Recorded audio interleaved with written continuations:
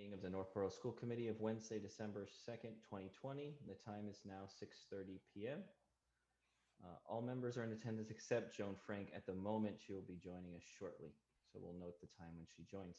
Pursuant to Governor Baker's March 12, 2020 order suspending certain provisions of the open meeting law, General Law, Chapter 30A, Section 18, and the Governor's March 15, 2020 order imposing strict limitation on the number of people that may gather in one place, this meeting of the Northborough School Committee will be conducted via remote participation to the greatest extent possible. Specific information and the general guidelines for remote participation by members of the public and/or parties with a right and/or requirement to attend this meeting can be found on the district website at the URL listed on the agenda. For this meeting, members of the public who wish to listen or watch the meeting may do so in the following manners: live streaming, educational channel, Verizon channel 29, Charter channel 194. No in-person attendance of members of the public will be permitted, but every effort will be made to ensure that the public can adequately access the proceedings in real time via technological means. In the event that we are unable to do so, despite best efforts, we will post on the district website an audio or video recording, transcript, or other comprehensive record of proceedings as soon as possible after the meeting. Okay. So jumping right into it here, the first item on the agenda is audience sharing. This will be one of two audience sharing opportunities. Those in attendance who would like to share would raise their virtual hand and we will promote you one by one. In order to share, I see we have Rebecca with a raised hand.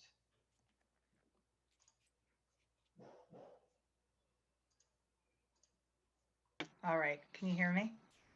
Yes, go ahead. Okay, great. Good evening, everyone. My name is Rebecca Mahopoulos, 6 Mohican Avenue here in Northborough. Thank you for this opportunity to share. I'm very hopeful that this will be the last time to speak to you about free full-day kindergarten. I know you've heard me talk about this a lot. Trust me, I'd love to discuss other issues impacting our schools and our children, but this one is of great significance and impacts so many of our future learners and their families. So tonight, I'm imploring you to take the important step to vote to make full-day kindergarten in the FY 2022 budget tuition free. I realize that putting together a school budget is a difficult task, and I appreciate the hard work that's put into it. I used to work in the nonprofit sector, so I know that the push, I'm like acutely aware of the push and pull that's involved in figuring out a lean budget. I also know that this pandemic is putting a strain on the school budget, but it's also creating a very real financial hardship on families in our community. You all heard from parents, several parents at the last school committee meeting speak about this. Families are losing their jobs or becoming a one-income household due to the remote learning needs of children. And these families would have to decide. They would really only have a 1 half-day option if they had to pay next year for full-day kindergarten. This pandemic will create a deeper learning divide due to the socioeconomics if we continue to charge families anything at all. Families have enough financial burdens on their plate without having to worry about paying for full-day kindergarten or their child possibly falling behind in school because they can't afford to pay. In these uncertain and fragile times, we must take this financial burden off of families and put our students on an equal playing field with their peers from the very beginning of their education. This can and will make a positive difference in the lives of children and families in our community. It'll be one less difficult decision for parents, one less economic challenge, one less chance for a child to fall behind. It's going to make a difference if you vote tonight to make full-day kindergarten free. So as a parent, as a voter, as an advocate, as an active community member, as someone who just believes in this and wants to work on something else, I urge you to make this critical decision to make kindergarten free in September for all of Northborough. Thank you. Thank you, Rebecca.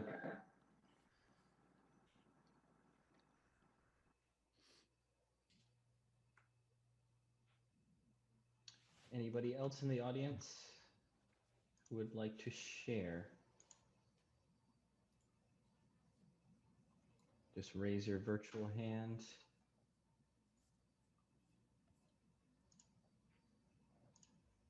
Okay. I don't see any other hands, Mr. Varner, so I think we can move to the next item on the agenda, which is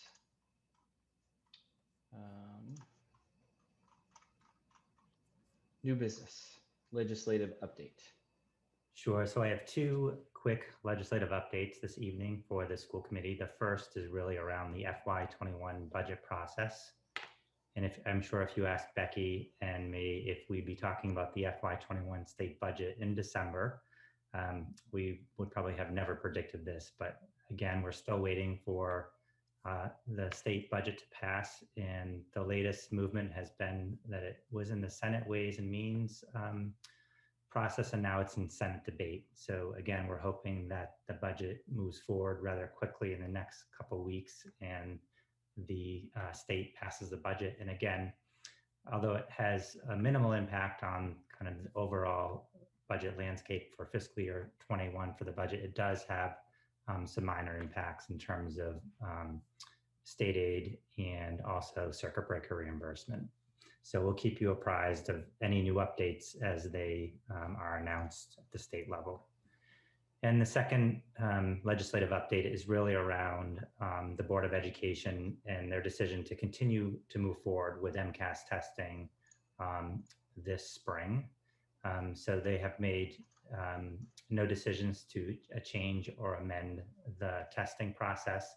However, I'm sure in the next several months that there'll be some new news in this area, and Julie and the technology team and principals are watching this very closely to see how it will impact the overall testing structure that happens at the school level. So those are the two legislative updates for the committee this evening. Thank you. Any questions or comments?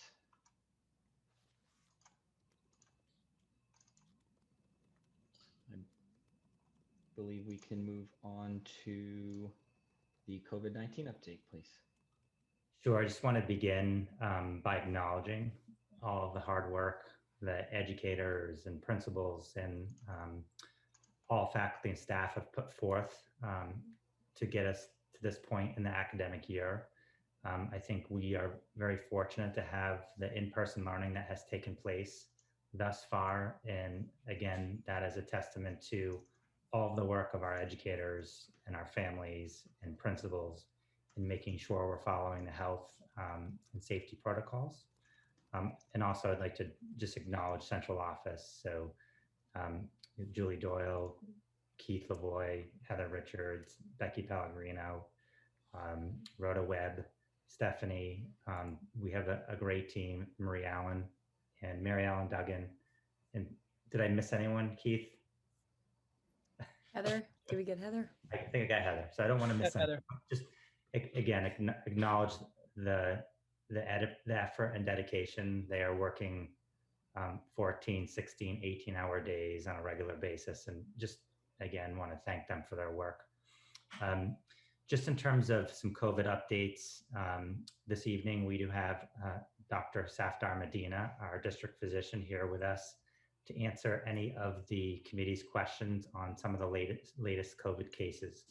But before I turn it over to Dr. Medina, I will have Mary Ellen talk about some of the trends we're seeing in the data and also talk about the testing that we're moving forward with faculty and staff in the month of December. So Mary Ellen. So I'll let Safdar help me with this too. So as you all know, we have an awesome medical advisory team that meets every Tuesday, and that includes Safdar, Dr. Andrea Ciarinello, Dr. Jennifer Carey and Dr. Amy Costigan, along with Kristen Black, the Northborough Board of Health agent, and Emily Amico, the Southborough Public Health nurse, and Mr. Martineau and myself. And without them, we would not be where we are today. They are invaluable in helping us keep the schools open, and their expertise is immeasurable.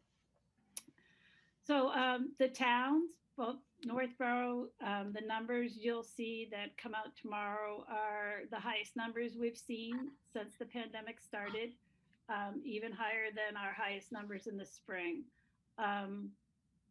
So the schools are kind of mirroring that. This week we've had an uptick in cases.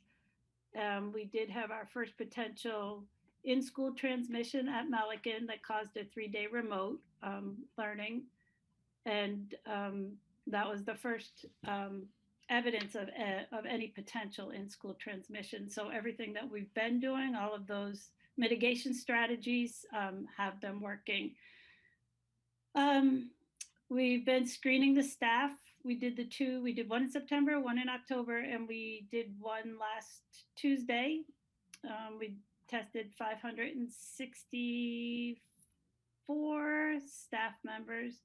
We had no asymptomatic positives. We did have one positive, but the person did have symptoms. So that's a great record. 1 out of 564. We will be continuing testing every Friday through December. And I think that just adds another layer to our all the strategies we're doing to keep our staff and our students safe with all the other mitigation strategies we have in place. You know, that Swiss cheese model that Dr. Ciarinello showed us last time she was with us. So that's the update for now, I think. Safdar, you have anything else to add? No, I think, one of the big things is that, we haven't been able to rule out that one case of in-school transmission, which really points to all the mitigation strategies working. And this is kind of what we're seeing, where school cases are going to mirror the community. So, the expected rise that we're seeing in people picking up COVID-19 in the community would be expected given the community rates. But as has been seen in other locations, school itself is not a driver of community spread. It more reflects community spread. That data has been available in multiple countries, especially in France and Spain, that have stayed open through their surges with up to 11% positivity rates, have virtually seen no in-school transmission, and whatever has mirrored has mirrored. In fact, it's been less in most cases of what the community had done. And our state is right now at 3.9%. So I think we all feel very comfortable with our, in-person learning that we have so far, based on this data. So that's really important. Rhode Island has done a lot of data comparing in-person learning with remote learning, and they actually found more of an incidence in kids who were remote learning versus in-person learning. So that is a very interesting fact. So I think, our new hashtag, I'm on the Massachusetts chapter AAP School Reopening Committee, and our new hashtag is School is Safer. I think we're really doing a great job. If we can prevent kids from getting it within school, they obviously, any interactions outside of school can lead to transmission of COVID-19. So, I don't know if there's any other questions, but that's kind of where I think our decisions are going on, is the data that we're seeing that has shown success of school in all areas, really. So, and most countries are moving forward to keeping school open at community rates.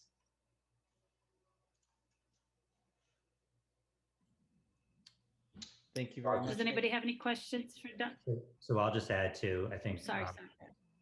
Connecting to what Dr. Medina said, also just want to thank our parent and families. They have done an outstanding job keeping students home who have any symptoms, and have really partnered with the schools. And that's been a tremendous help to us.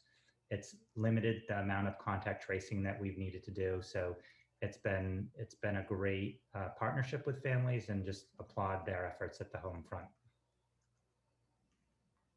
And we wouldn't be anywhere without our school nurses either. Yeah. Oh, sorry, well, I would say that school nurses are our heroes. There is no doubt about that in all this. But, one of the things that, when we hear about other local districts, and I've, in my own clinical practice, contact with other school districts, the main reasons they've had to have a temporary shutdown, couldn't contact trace in time. So it wasn't because of in-school transmission. So the fact that we have such great contact tracing ability has really helped us, pull through this without having, any major closures due to a case that could not be contact traced adequately, where you needed to buy some time to do so. So that's another important thing to add, is the great work that's being done by our school nurses and public health nurses.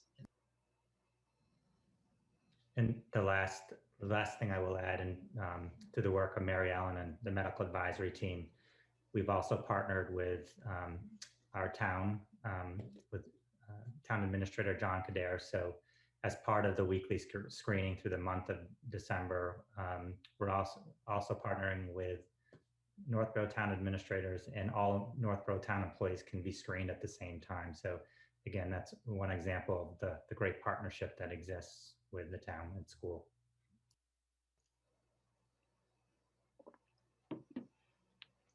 Excellent, thank you. I do see some hands up. We'll take them in the order that they were received. So Mrs. Gannett, please go ahead. Hi, thank you. I just have a question about the one potential in-school transmission. I know you were saying that you can't rule it out. So, but is there a way to speak about if it was transmitted in school? Was it because of a lunchtime interaction? Was it because of a mass break interaction? Do we know? Or is it just a matter of like, you just can't, you don't know? Why was it considered an in-school transmission or a potential one? Unfortunately, they don't come with a name tag, possible, which would help. But no, so that's yeah, no, I just wanted to put. Yeah, it would make everybody's life easier if all of them came with a name tag, like this came from so and so. But we had a positive individual, and when we contact traced, there were close contacts, and one of those close contacts then tested positive. So that made it potentially could have been an in-school transmission. Could that, or could have been out of school too? They don't know. Right. Okay. It could have been either. Gotcha. So, but since it was a close contact of a positive case, that's why it's the potential is there that it happened in school. Great. Kelly, thank you. Kelly, that is the most frequently asked question. How do you know? And so we hear that often. So it's a great question. All set, Mrs. Gannett? Okay. Mrs. Tagliaferri, please. Just a couple of quick questions. Mary Ellen, can you quickly, I know there's a lot of confusion about this among families, but just explain again how you determine if there's a close contact. I know it changes a lot and I think families get confused, but can you just re-explain how it's only if they're symptomatic or the 48 hours now that we're following? Okay, sure. So when someone tests positive, we look back to the 48 hours prior to their positive test or prior to their symptoms starting. So if they're symptomatic, the day their symptoms started is the day that they're contagious 2 days before their symptoms started. So for 48 hours before their symptoms started, they're considered infectious. So when we contact trace, we look back through those 48 hours to see whoever they may have been in contact with, whether it was during school, on the bus, extracurricular activities, at home, any of the things where they may have been in contact with that person in the 48 hours prior to their symptoms starting, because they're still infectious in those 48 hours, and up until the time that they isolate. So that's where the contact tracing happens, from the 48 hours prior to symptoms starting up until the time the person isolates. If the person is asymptomatic and had a positive test, which happens a lot, we know, so then we go back 48 hours prior to the date of their positive test and look at all of those people that were within the 6 feet for greater than 15 minutes And that 15 minutes is cumulative over a 24-hour period. So if someone, say, in between classes at school, there's 3 minutes and they walk to class with the same person in between classes every day and are within that 6 feet, that person would be a close contact. Okay, thank you. My other question is, where do we stand with starting to test students? I think it's great that we're doing the teachers, and I know the ultimate goal is to try to start screening some of the students starting at the high school and working down based on funding. Do we know where we stand with that, or the fundraising initiative? Yeah, so it's a great question. We did have, as you know, we did meet with NEF, SOS. And I think one of the challenges is that the price of the tests and overall cost is a moving target. So we did go out for proposals, and those came in a couple weeks ago, and Becky is actually reviewing those to see what the best price is. And then tomorrow I am meeting with SOS and have a plan to meet with NEF. But it is a significant amount of money that we have to raise and a significant effort. And one of the challenges that I see, one of the obstacles that I see, is really the capacity to raise that type of money and in the people power to be able to do that type of effort. So right now our focus is on testing staff for the next 5 weeks, but we are still exploring ideas of testing students. Okay. Just the last comment I will make on that, for the nursing staff and the team to test all of our faculty and staff. So it took 6 a.m. till 6 p.m. to test. And that was our full nursing staff for the most part. So and that was just staff, no students. So again, if we added another 3,000 students to that testing protocol, it would be quite significant. So it's also a people power challenge that we have to think about. We're still exploring it, Erin. We're part of the coalition that meets like every other week to hear about how things are going in other districts and how they're doing it. So it's not totally off the table right now. Our focus is on staff for the next 5 weeks. Okay. And then Greg, have you had a good response on the surveys that are due Friday? Yes, so I just sent out a reminder at 6:30, so hopefully we'll get some more responses. And we've had a fairly robust response. I think the last I looked, we had about 1,200 responses.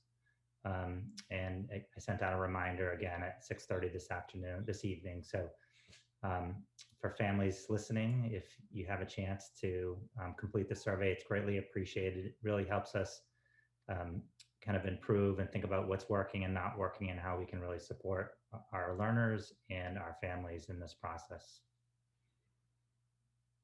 Great, thank you. All right, Mrs. Bailey-Jones, go ahead, please. Thank you. Mary Ellen and Dr. Medina, thank you so much for that helpful information. I'm curious, looking forward into the next few weeks, especially with the recent news of more positive tests this evening in the Northborough school community. It could be very well tied to the holidays. And maybe we don't know that for sure, but it could be something that we can project. Do you see a need to discuss at some point, either tonight or at another time, going to a remote learning model right after the December holiday? I think we would need to see what pans out over the next week and see how things go and where we stand in December. As Dr. Medina said, being in school seems to be the safest place because we know that we're following all of those strategies and keeping them safe when they're in school, when the students are in school. It's when they're not in school, we don't have control over anything that's being done. So I think we'll have to watch and see what this the rest of this week and next week show, because these are what we're seeing now is the start of effects from the holiday. So starting today, we're seeing a lot of that. So If, just, I'll add a comment too, and that is that it could change tomorrow. So the data, we're really following the data and really working closely with the medical advisory team and Dr. Medina. So it could change tomorrow based on what we're seeing in terms of what's happening within our school system. We did talk about, does it make sense to have a 2-week break after Thanksgiving and a 2-week break after our December break? And I guess I think the thinking of the medical advisory team, and correct me if I'm wrong, Dr. Medina, is that we really have to watch the data and follow the data and react to the data that kids are safer at school. And it's a kind of a day-by-day decision in terms of what will happen in terms of going remote. Yeah, I do agree. I mean, I think what we know is the longer the holiday, the longer the chances are of more cases. I think that's one way of looking at it. And so, if we do have a 2-week closure and our rates don't go up, again, it all depends on what is going on in the community and what our departments of public health tell us. But if we're out for 2 more weeks, that's 2 more weeks of intermingling that can go on outside of school. And I think that is our main reason for keeping the schedule that we have. Again, as everyone said, unless we see some change that our public health officials guide us with. And I can tell you in my own personal experience in my practice, testing 80 to 100 children in our clinic now a week, all the positives are from intermingling. They really are. And in districts that have had some closure for some reason, it's just given more opportunities for families and children to mix. So that's definitely an important factor to consider. That's really helpful. Thank you to everyone who just spoke. And this might be maybe a question for Keith, maybe Greg. If we did as a district decide to close for a period of time, whether it be 3 days, actually, let's scrap 3 days, say it's like a week or 2, whose decision would that be? Does that fall under the administration or the school committee? So Lauren, what we would do is we'd work with our medical advisory team and the Board of Health. A decision would be made to close up to 3 days. And within that 3-day time frame, we would have a emergency school committee meeting, and we talk about the cases and make a decision for a longer period of closure at that time. Okay, thank you. That's very helpful. Mr. LaBelle, I'm all set. Great, thank you. Mrs. Frank, please go ahead. Thank you, Keith. I have several questions. Sorry about my clock in the background. It's lovely, Joan. I know when it's on the hour, I always try to mute myself. It keeps us on track.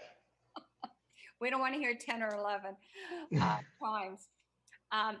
Thank you for the time. I have several questions and then a comment. So I'll give my questions because I think maybe they could be answered together. The first one is, what is the type of testing that we're doing on Fridays for the staff? Is that the nasal swab or is it the saliva test? And I assume, and I think Greg, you mentioned it before, that that is the CARES money that each of the towns has received. I'm also glad to hear that we're offering that to the town administrator and to the town staff. I think that's very important for all of us. So besides wanting to know the kind of the test and hearing that the nurses are working from 6 a.m. to 6 p.m., is there a central location that the staff can go to, or are the nurses, and Mary Ellen, are you going into each individual building at a certain time? And then my second question is on the PPE supplies. I know you were well prepared and well supplied. You always had to have 2 months supply on hand even before school began. So I would like to know how we doing on those supplies. Are any in hard to get right now, the N95 mask? And I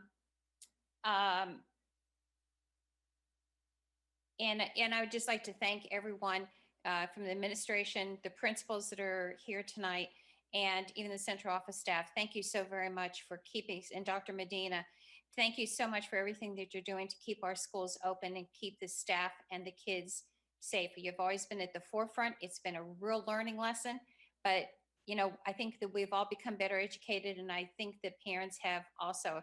And I appreciate hearing all the questions that are coming from the other school committee members who have kids in the school right now and are at the forefront and are hearing from them, the parents going in and their concerns. So I like to thank all of you for everything that you're doing. So my questions were on the PPE supplies and the testing, what kind it is.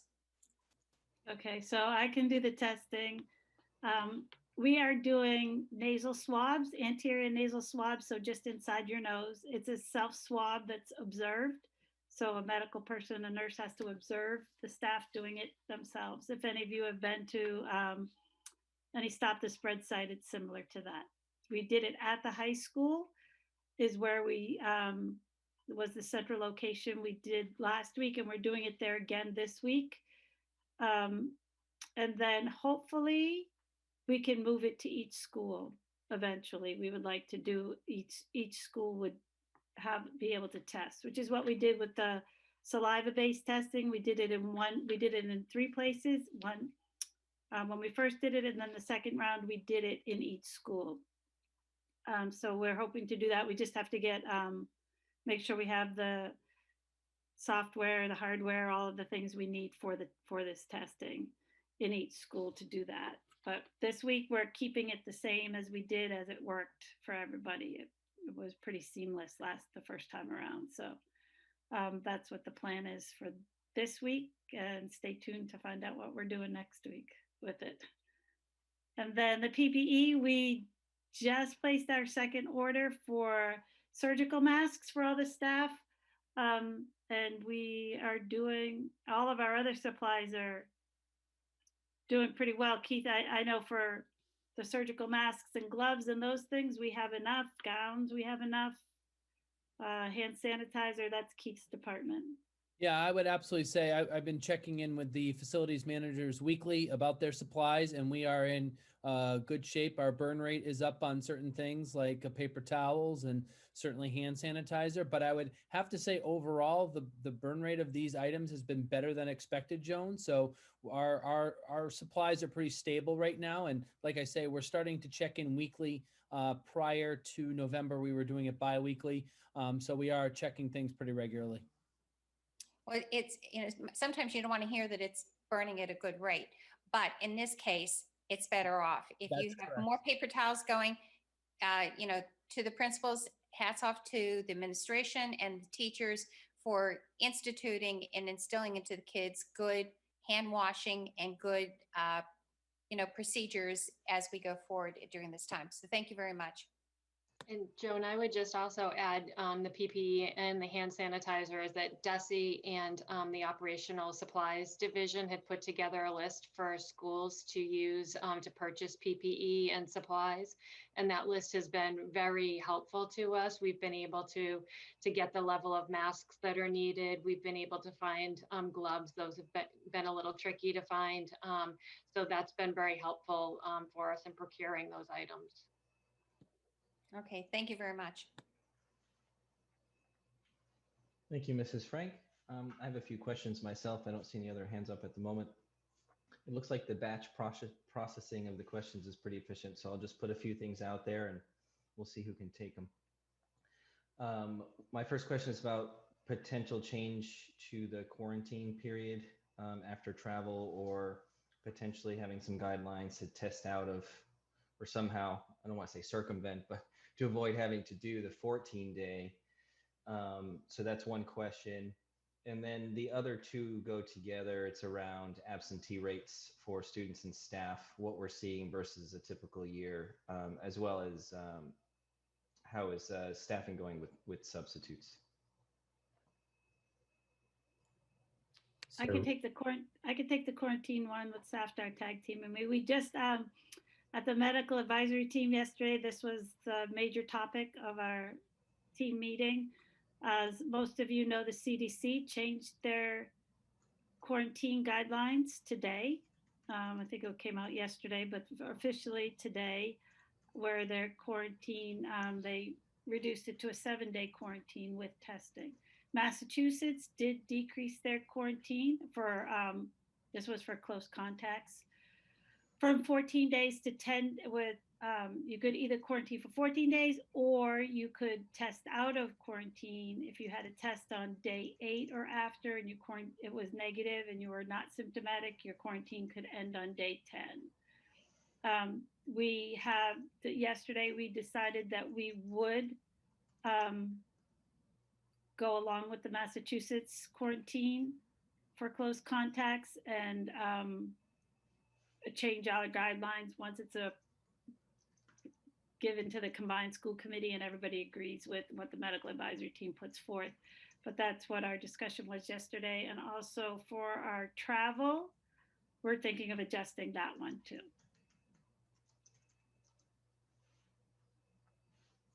After anything else to add to that? Yeah, I mean, I think, you know, it makes sense. I think the shortened quarantine makes sense because, you know, by day 8, you know, the likelihood if you can produce a negative test is now extremely low where you will get it. You know, these PCR tests are wonderful. They can pick up even the slightest viral load. So a negative test on day 8 is very reassuring. It also means the person must still be symptom free. So if they develop symptoms, then they will go back into the original quarantine period they would need with symptoms. And it's certainly possible that, you know, they may need another test after that, but they will have to produce that negative test on day 8. You know, so I think that definitely fits in line with that. And well, we're looking for a similar, you know, similar idea for the travel advisory as well, to align with the state. Again, looking at the likelihood of, you know, missing somebody if they were in 14-day quarantine is very, very low. So I think that, I don't know if there's any more detailed questions about these guidelines or not. No, I think it's just another example of the medical advisory team. So we had a meeting last evening and came up with new recommendations. And again, those we brought forth at the combined school committee meeting on December 16th for the school committee's approval. So just to add on to that, as you know, like we're learning more about this virus every day, and that's why things change and could change tomorrow, as Greg said. So the reason for the decrease is because the average time after exposure that people are testing positive is between day 4 to 7 or day 5 to 7, with day 6 being the peak. So that, and towards the end, the rate of people still testing after day 10 is very minimal. And Keith, you had asked about attendance and substitutes. Yes. And so as far as attendance goes, anybody who is close contact or in quarantine, they're following the orders. And anybody who has any symptoms, they are really watching out for everyone and making sure that they're looking at the symptom flow chart and staying home and being tested if they are symptomatic. So I'd say that everybody is watching out for one another from that perspective. And as far as coverage goes and substitutes, we are still actively recruiting and interviewing substitutes. We've done some really unique methods of recruitment of substitutes. I would invite anybody who's watching, who's interested in substituting, to apply. We still have an active posting online. And I would say a lot of our aides and ESPs are really helping out and stepping into different roles when they're able to, while we're still being in compliance with student IEPs. Thank you. Excuse me. I think that covers everything I had to ask. Go ahead. And not sure if any of the principals want to comment on student attendance, if you're seeing a significant difference in student attendance from last year to this year at this point in time. I can speak for Z. Yeah, I'm not seeing a big difference. I know we were one of the first elementary schools in Northborough to have a case. We did get a few phone calls that first week of people wanting to keep their children home. Some requested maybe to take a week, but several of those families after 24, 48 hours ended up sending their children back. And since then, we have not seen any. This week, I've had maybe 2 call outs saying we're just going to take a couple of days. because of the break, and we'll be back. But very, very few. It's similar situation at Lincoln Street School. We haven't had many people calling in for that reason. Attendance overall, even with the staff, has been great. If anything, I'd say it's been better this year. So no concerns right now. I echo both Amy and Jennifer. Students and families have been very diligent that if their child is experiencing any kind of symptoms of anything, they call in, they speak to the nurse, they talk it through. So really applauding our families for being careful. Our attendance has been excellent with students and with staff. I would agree too, and I think we're continuing to remind each other of the protocols and keeping our distance. And you know, when we earlier in the year had a case, it was a good reminder of when those protocols do work. I think that I'd like to thank all the parents along with that too for following all the protocols and being so diligent about, you know, even their kids that you think it's just a runny nose, just keeping them home just to be on the safe side and getting tested. I know it's tedious and time consuming and it's getting harder and harder to do. And it's another day off of work, but we do appreciate it as it keeps everybody safe. Thank you. It looks like Mrs. Bailey-Jones has another question or comment. Go ahead, please. I do. Thank you. This is, I think, for Heather or maybe Greg or the principals. At this point, do you think that there's a need for any like permanent based building subs or maybe district wide subs, and or are there any in place right now? So we do have building based subs this year. That is something that is new for us this year. I think that it has worked well. I think the principals can add on to this, but it's provided a level of comfort. And I like the building-based sub model anyhow, because it allows people to be in the schools, these subs to be in the schools, get to know the children, get to know our processes so that they just don't go in for the day. So that model has worked for us. And is that, you know, a person or people who come into that school every day and know that they will be assigned somewhere? They commit to us up to 3 days a week. Okay, thank you. You're welcome. I would like to jump in here. We definitely need those too, and probably could use more. But as Heather said before, we do at times have to utilize staff in different ways. But we definitely, continue to have needs for substitutes. Okay, thank you. I feel like we may talk about this when Becky talks about our current COVID budget situation. So that's good, helpful information to know, Dr. Coakley. Thank you. So Lauren, if you know of a pool of good substitutes, please let us know. All right, I'll let you know. Thanks. Any other questions or comments on the COVID-19 update? It looks like we can move on to the NEDP request. So in your packet is a letter from Northborough Extended Day Program. You know, as the district experienced the negative financial impact of COVID, so has in small businesses and organizations like Northborough Extended Day Program. We have had a number of meetings, Keith and Becky and I and the leadership at NEDP, and they are experiencing a significant financial hardship, and they are expecting a net loss of $440,332.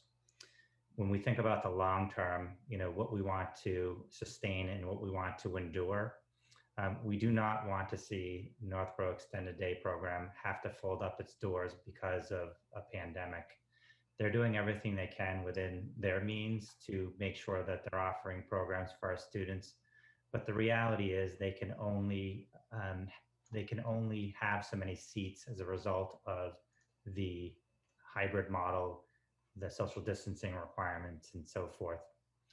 So one of the aspects of partnering with NEDP is that they pay the public schools of Northborough rent for the use of the facilities, and that rent amount is $43,500. In your packet, the leadership of NEDP is making a request that we do a rent forgiveness for 2021. Again, acknowledging that the school district is also having financial hardships, but also acknowledging that what NEDP is experiencing is significant, and anything we can do to help would be appreciated. So I did have Becky put together a slide with kind of an overview of some options. The request is for forgiveness of the full amount, so the $43,500. But we also wanted to present the school committee with some options in terms of selecting what makes sense for the district and NEDP. So Becky, I believe you have the information.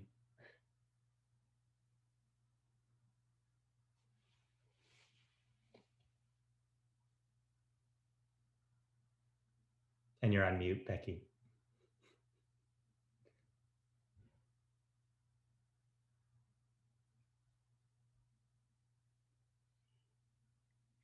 Sorry, I have two screens, and when I move it, it always messes up my mute button. So, so what I've put together for this evening is just an overview of the NEDP lease agreement.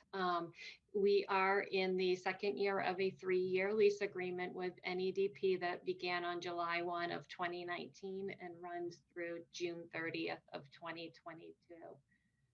For last year, their lease agreement amount was $27,000. As Greg mentioned, for this year, it is $43,500. And in FY22, it is expected to increase to $60,000 per year. That covers the lease for 10 months during the school year and for any days in which school is in session. If they wish to hold sessions during vacation weeks or on days when school is not in session, then we also have additional days outlined in our contract as well. I've also provided an overview of the last 4 years as to what was received, and you can see that in FY20 that NEDP, even though they were closed from March until the end of the school year, that they did pay their entire lease amount of $27,000. And you can also see that we have been working with them on these lease payments, and they have consistently been making their full payments to us. And so in FY19, their lease was $20,352, and they did have a few extra days spread in throughout the year. And NEDP has been a great partner. I know that Superintendent Johnson had worked very closely with them on this contract, when we did initially enter into it in July of 2019. So the amounts, they are requesting a forgiveness amount. Can I just interrupt? Oh, yes. So in terms of the amount that we receive in terms, what does that go to? What do we use that money for? So that's at the bottom of this next slide. So we actually, the funds that we receive from NEDP does go into our facility rental revolving account, and those funds are used for the upkeep of our facilities. So that can be for a special project that we may wish to fund. It can be for to help to offset overtime costs for custodians if that is required for this project or for NEDP. And so that really is the main source of income for our facility rental. At the beginning of FY21, we did have a beginning balance of $97,121 in our facility rental revolving account. We had budgeted in this year's budget for FY21 to expend $54,000 towards facility from that account, which would have left us with a balance of $43,000. So if we were to take into consideration the 100%, we would still have $43,000 at this point in time remaining in the facility rental revolving account. We do not anticipate receiving any other receipts. The other source of income for that account would be our Northborough youth basketball, which I believe is not running this year. And so, this would be right now, the account balance for FY21. As I said, we use that typically for special projects. If something were to come up that could not be funded through the operational budget, that would be required on our facilities. That would be the source that we would go to for those projects. So 75% of the lease amount would mean that we would be forgiving about $32,000 and receiving about $10,000. 50% would be $21,750, and then 25% means we would forgive $10,875, and then in return receive $32,625. So those are the various scenarios that I've laid out for you for the lease payments. So just my recommendation, having discussions with NEDP, and again, wanting to make sure that their program endures. It's such an important program for our families. My recommendation is to forgive the total amount of $43,500.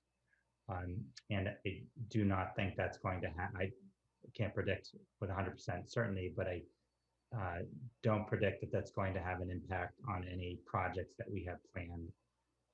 And I'll give you one example of where we've used a facility rental revolving account.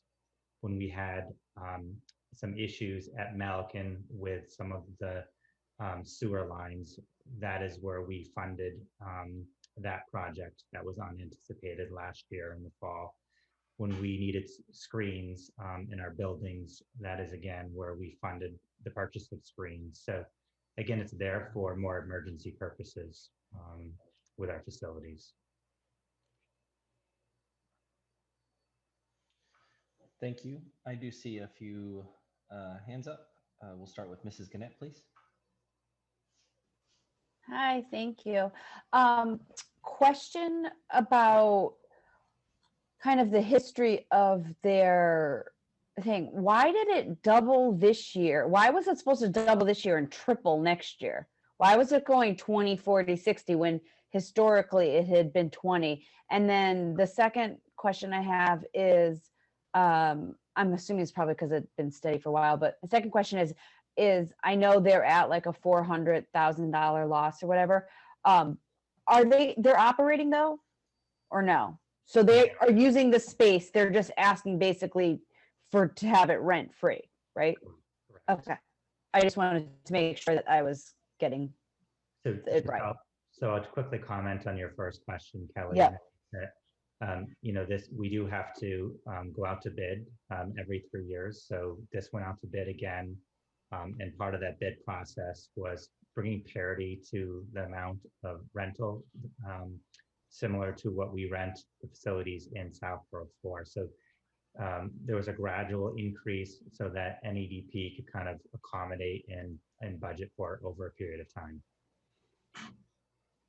And they could, if it was a regular year, they'd be able to cover that thing. Correct. I mean, because it was 20. I mean, this is the first year that it's going to be 40, and they're not going to be able to get it up for obvious reasons. But I'm just wondering, like, are they going to then be able to next year get to 60? Because that seems like a big. Yeah, I think that obviously they have their financial statements, and they are a business. I don't want to speak for NEDP, and I just know that this year they're can't. anticipating a significant deficit, which is going to impact future years and potential costs to our families for the extended day program. Thank you. Thank you. Mrs. Bailey Jones, please. I'm sorry, Kelly had the same question as I did. I'm all set. Thank you. Okay. Mrs. Frank. Thank you, Keith. So what they're asking for, this is a 3-year contract we have with them. So they're only asking for this 1 year. Is that correct? That is And correct. okay, they said in the last paragraph on their letter, they said they were opening a remote learning center. So that is that addition to in our schools? Are they still currently in our schools right now? So Keith can speak to this. He actually has been working very closely with NEDP to provide kind of a unique service that we typically wouldn't provide in a normal year. Keith, do you want to share some information about that? Yes, absolutely. Right at the beginning of our reopening, probably in mid-August or so, we went to both Southborough and Northborough extended day programs and sought out ways that we could help out the teachers as well as the families in the community. And it kind of came together that NEDP was able to put together a community program where we could offer it up to all Northborough and Southborough residents. If they needed childcare during the day, the NEDP would provide that off-site. And they're at the Church of Nativity right next to the Z School. And they were fortunate enough to get a rental agreement with them. They borrowed some of our desks, and they've been able to put it together for a handful of families in Northborough. And I know those that are participating are extremely grateful for the opportunity. So they've been following closely the school schedule and allowing the students to get their work done in an alternative setting. So it has been very effective for the community members that have subscribed. Okay, thank you for that.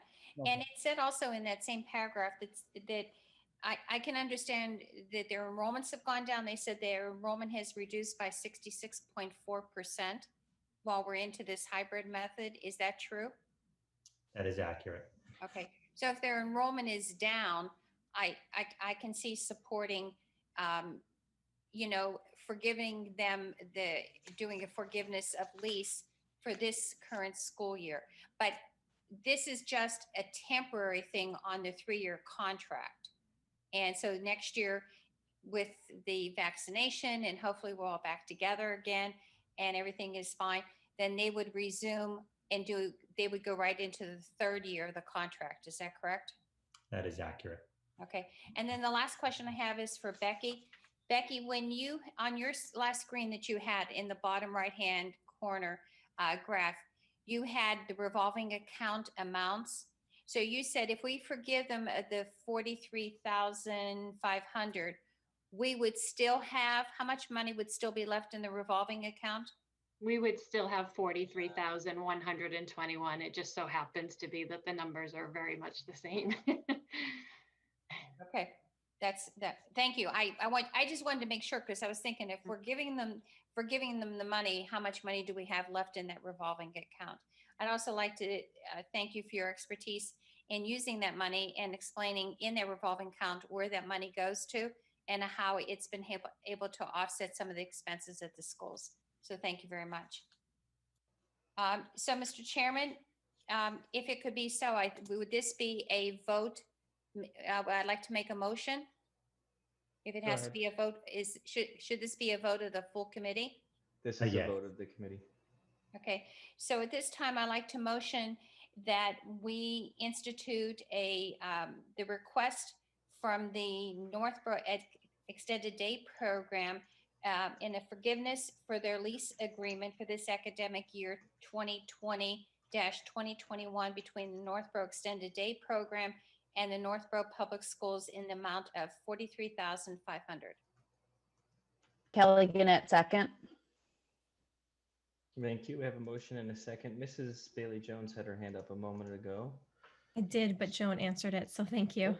Okay, just to entertain any further discussion. Is there any further discussion or comment? Keith, can I make one comment? And that is the money collected through these programs need to go directly back to our facilities. So it can't offset other programs. It has to go directly to the upkeep and maintenance of our facilities. Thank you. Any further discussion? Okay. I just want to say thank you to them and for all their continued support of our students and their time. And I wish them the best of luck with their year and going forward to hopefully this will help them to keep coming back to our schools and stuff, because I know a lot of families who do rely on their services. So. Thank you. Further discussion? Hearing none, we have a motion and a second to institute the request for forgiveness of the Northborough Extended Day Program for academic year 2020-2021 in the amount of $43,500 forgiveness of lease payments. This will be a roll call vote, please. Mrs. Frank? Yes. Mrs. Bailey Jones? Yes. Mrs. Gannett? Yes. Mrs. Tagliaferri? Yes. And myself, Keith LaBelle, yes. The motion passes unanimously, and we will institute the request for forgiveness of these payments. All right. That would bring us to transportation update.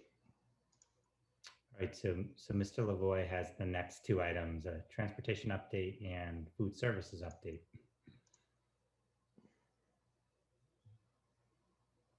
Yes, thank you, Greg. As far as transportation update, and I will talk a little bit about Here Comes the Bus, the bus tracking app that we've instituted. But first, as far as transportation is concerned, I feel like we have partnered very well with NRT for the start of school. Our ridership is significantly down. We did do an analysis of this just over a month ago, over the course of a week with the help of the principals. So thank you to the principals and NRT for the tracking of our students. But we did know that our ridership is down as expected. I was on a webinar today, and that is the case across the state. So our two districts are not an anomaly when it comes to that, but ridership is down significantly across the state. Aside from that, we have been keeping up with the cleaning protocols and the spacing. Mary Ellen, we've had to do some contact tracing for students that have been on the bus, and that has gone relatively well. It's the first time we've had cameras on the bus, but we have been able to use them for the purposes of contact tracing. So we did have a little technology hiccup, but we are able to gather some information from that. When it comes to Here Comes the Bus, the app that allows parents to track the location of their student's bus, it's gone relatively well. I will say we have had a few glitches with the onboarding where particular bus sensors aren't on the right vehicles. We have had a few parents frustrated about that, but I want to give a huge thanks to Jean Pinto. She has been tracking each of those complaints very closely, and we actually made some headway on that today. Where we've been able to resolve a few of the issues. So I think like any type of new program, as long as we are vigilant with keeping up on how it's working and parents are giving us that feedback that's very helpful, we've been able to fine tune it. So the hope is that as ridership does increase, Here Comes the Bus will be a valuable tool, but this will be a thing that we do continue to evaluate. And if a parent would like to use the app, the instructions are on our website and are relatively simple to follow. All they do need is their student ID number, and they'll be able to be connected pretty quickly. But if they do catch any interference, they can certainly contact me or Jean about how to resolve any of the issues relating. So we're off to a good start. I wouldn't say fantastic, but for those that it is working for, we have gotten positive feedback about. So that's a quick update on transportation, and I'd be happy to answer any questions. Mrs. Gannett, please go ahead. Craig, Keith rather, since the ridership is down, has there been any thought to would it make sense to reduce buses for the cost of just operational costs, like of the buses, reduce fuel, reduce things like that? Or does it not make sense to reduce any buses? I know the contracts are what they are, so that would be the same, but I'm just thinking for the cost of the actual buses, like for environmental reasons, things like that, having less buses on the road, things like that. That has been a consideration. We are in frequent contacts with NRT with the uncertainty of what we're going to be trying next. We don't want to completely disrupt the routes. I think the routing that we did would allow for us to go back full in person, which I think we're all hoping for. But as far as the savings we could incur, we have been able to utilize the Mondays of that because we haven't run any buses on Monday. So that has been helpful. And then when buses don't have any students on them or are frequently not in use, we are going directly to the next school. So they're not running the route. And so we are reducing time on the road, which is obviously helpful, but nothing formal yet. I know that Becky, Greg, and I are due for it to have another conversation with NRT about what they're hearing about the next semester and what that would mean for that. All right. Thank you. We did renegotiate through, I believe, Greg, the end of the year, correct? December 31st? That is correct. So Kelly, I think it is time. We've got to reconnect with them and figure out what the next semester is going to look like. Thank you. Mrs. Tagliaferri, please go ahead. Keith, thanks for your work on this. We have been using it in our neighborhood just to try it out and see. We've had no issues. People are very happy with it. So the kids love watching to see when their bus is coming, even though we're already standing at the bus stop. But so far, so good in our neighborhood. So we love it. It's not necessary when it's 65 degrees, but it will when it's 25, won't it? It will, yes. Yeah. I'm glad it's working for you. And we have had pockets of success. I just didn't want to be disingenuous. We do have a few very frustrated parents because it's not clicking. But once it does, and we will get there, I give Jean a lot of credit for being to really push these through to make sure it is effective. But because it could very easily be like, forget it, I'm just not going to use it, where we really want people to use it. So if there is feedback, if you're hearing feedback, please send it Jean and I's way and we'll resolve the issue.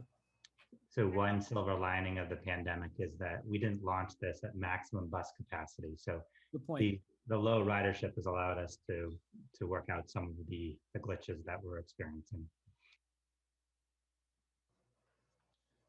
All right. I don't see any other hands, Keith, so I think you can proceed to food services, please. Great. Becky, do we want to save this, Greg, for when we do Becky's report? How would you like to do that? Yeah, that makes sense. We can, when Becky gives the COVID-19 financial update under the superintendent's report, that probably makes the most sense, Keith, if that works for the chair. That's fine. Thank you. We're all for efficiency here, so we'll bundle that further down. So that would bring us to the MASS-MASC joint conference recap, which would be Mrs. Bailey Jones. Yes, thank you.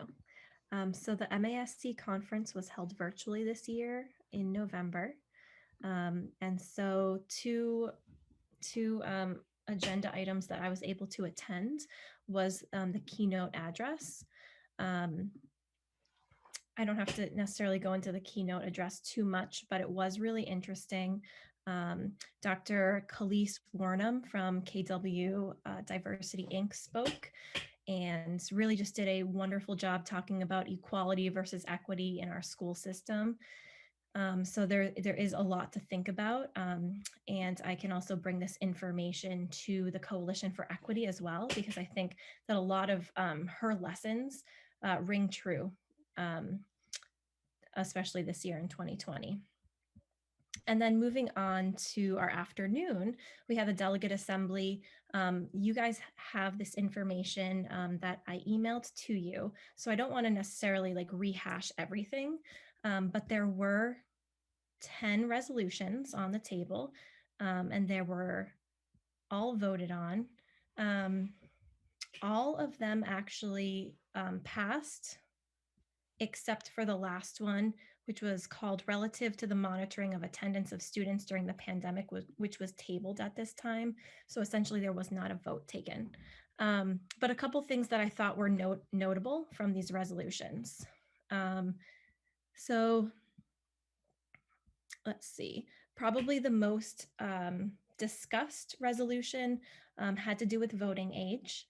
And it did pass to have MASC essentially call upon the Massachusetts legislature to pass the Empower Act, which lowers the voting age to 16 years of age in municipal elections. So essentially putting some voting power in our students' hands. Another one that was talked about quite a lot as well is increasing federal support and aid for public education. So having MASC and then our Massachusetts Congress really asking for more aid from our federal government. And then one other one that I think is pretty important has to do with MCAS and high stakes testing. So this was also discussed pretty in depth during the delegate assembly. And in this resolution, we voted yes to urge the state legislature to enact a moratorium on high stakes testing for 3 years. So does anyone have any questions about either the information that I presented to you via email or sort of just my brief summary?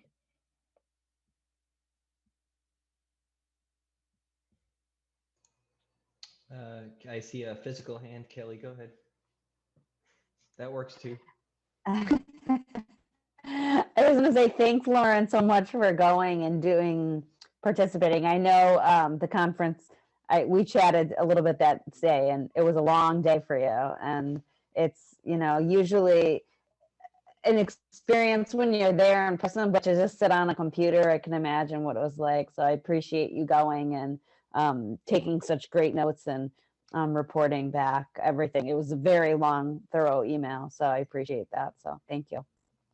Yeah, you're welcome. I think as the president who was running the delegate assembly mentioned, it's sort of like one giant school committee meeting. And it does follow all of Robert's rules.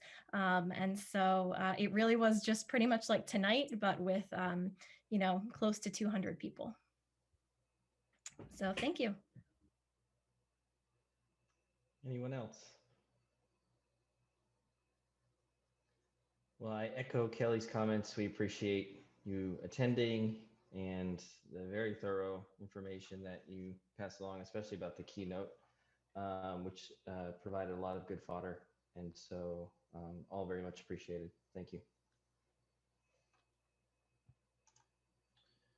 All right, that will bring us to B7, which is approval of grants and donations. And there is an approval of a donation from Crayola. Maybe we received a unique donation. I believe Dr. Reinhorn received a shout out from one of our Southborough employees whose husband, I believe, works at a local warehouse. And they had a pallet of Crayola materials that it was going to cost more to ship back to Crayola Company.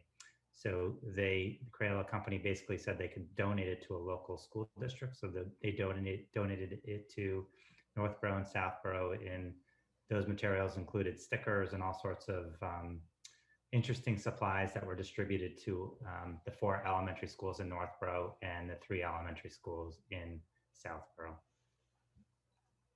And I'm not sure the monetary value. No, it hasn't been distributed yet, but it was actually the employee's husband is in the fire department, but the shipping company contacted the fire department, who then contacted us.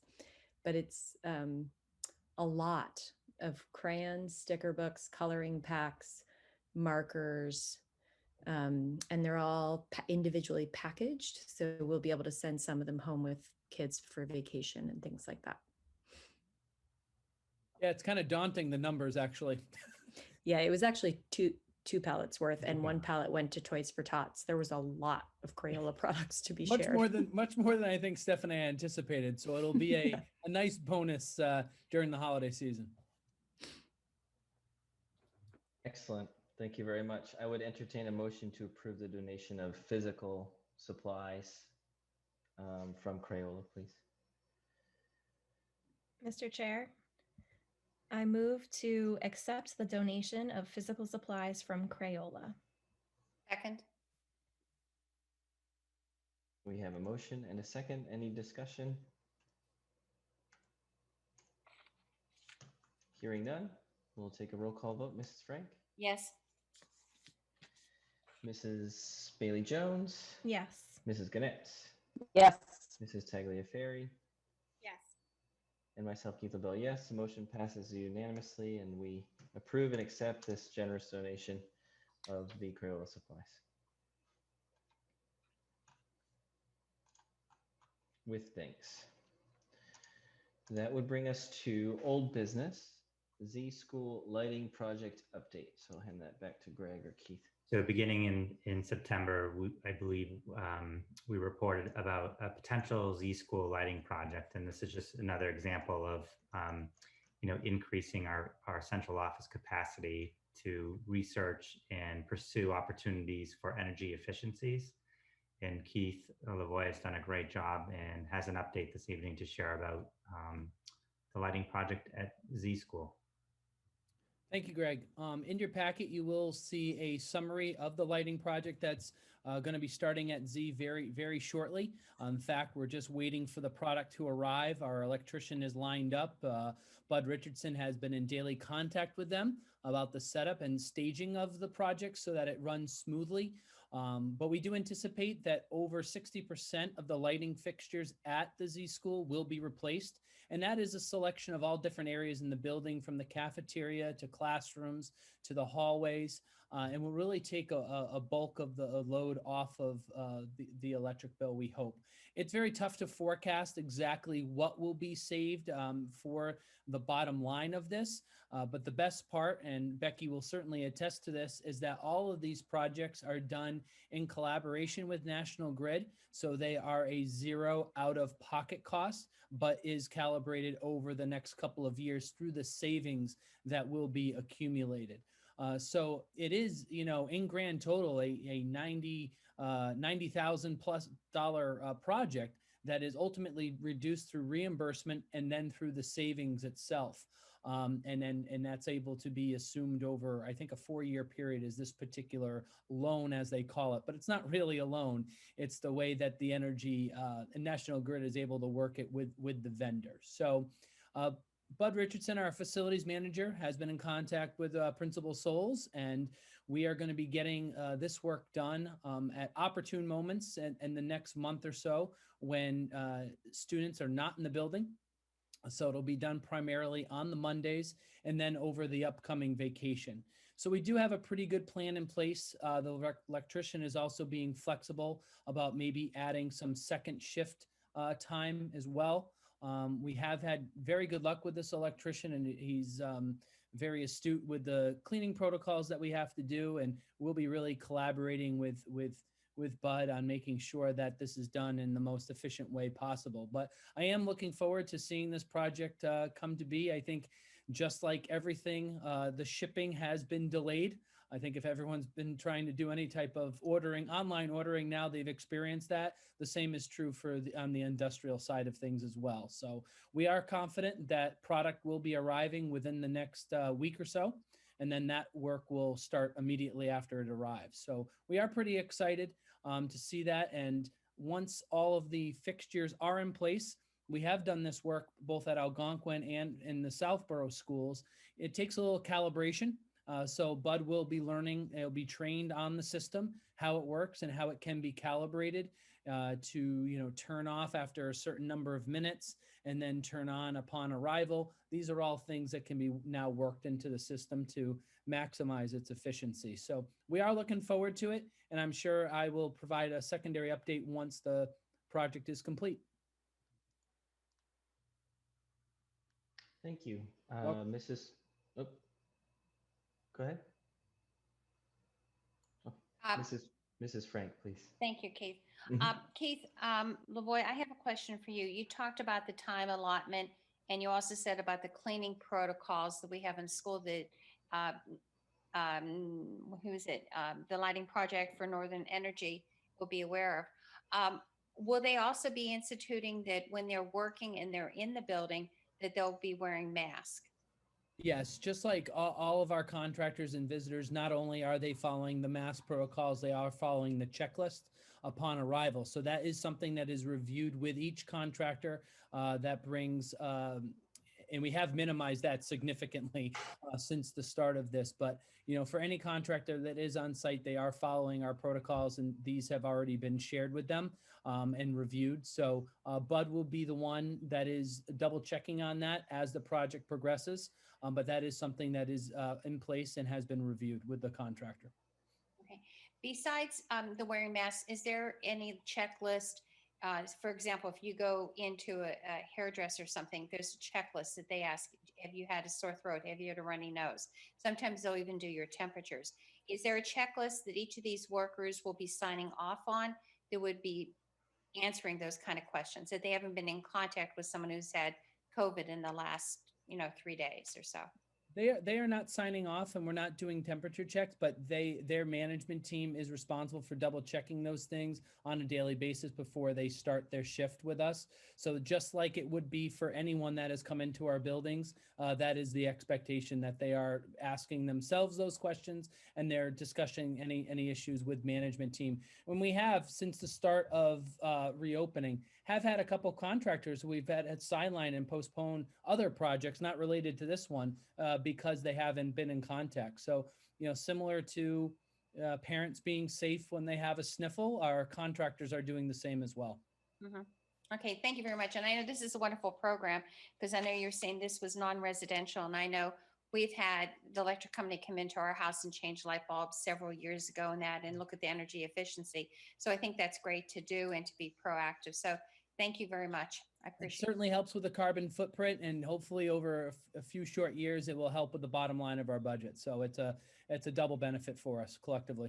It is. Thank you very much. And thank you for instituting and making sure that the schools are safe for the students for the next day and also for the people that are coming in. So thank you very much. Welcome. Anyone else?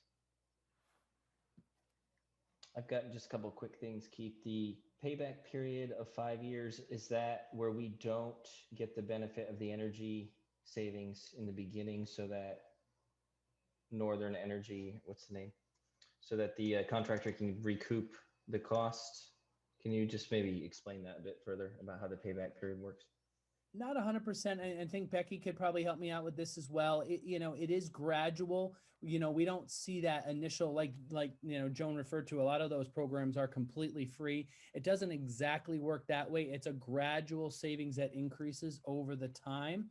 So we hope to, really get to a point of seeing that benefit in the short period. Becky, do I have that correct? Yeah, their projections did show that we would see some cost savings, though, over that 5-year period. That the benefit outweighed what we would be paying back over that 5-year period.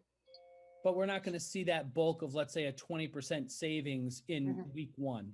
That type of benefit isn't going to be there, but it will be gradual over time.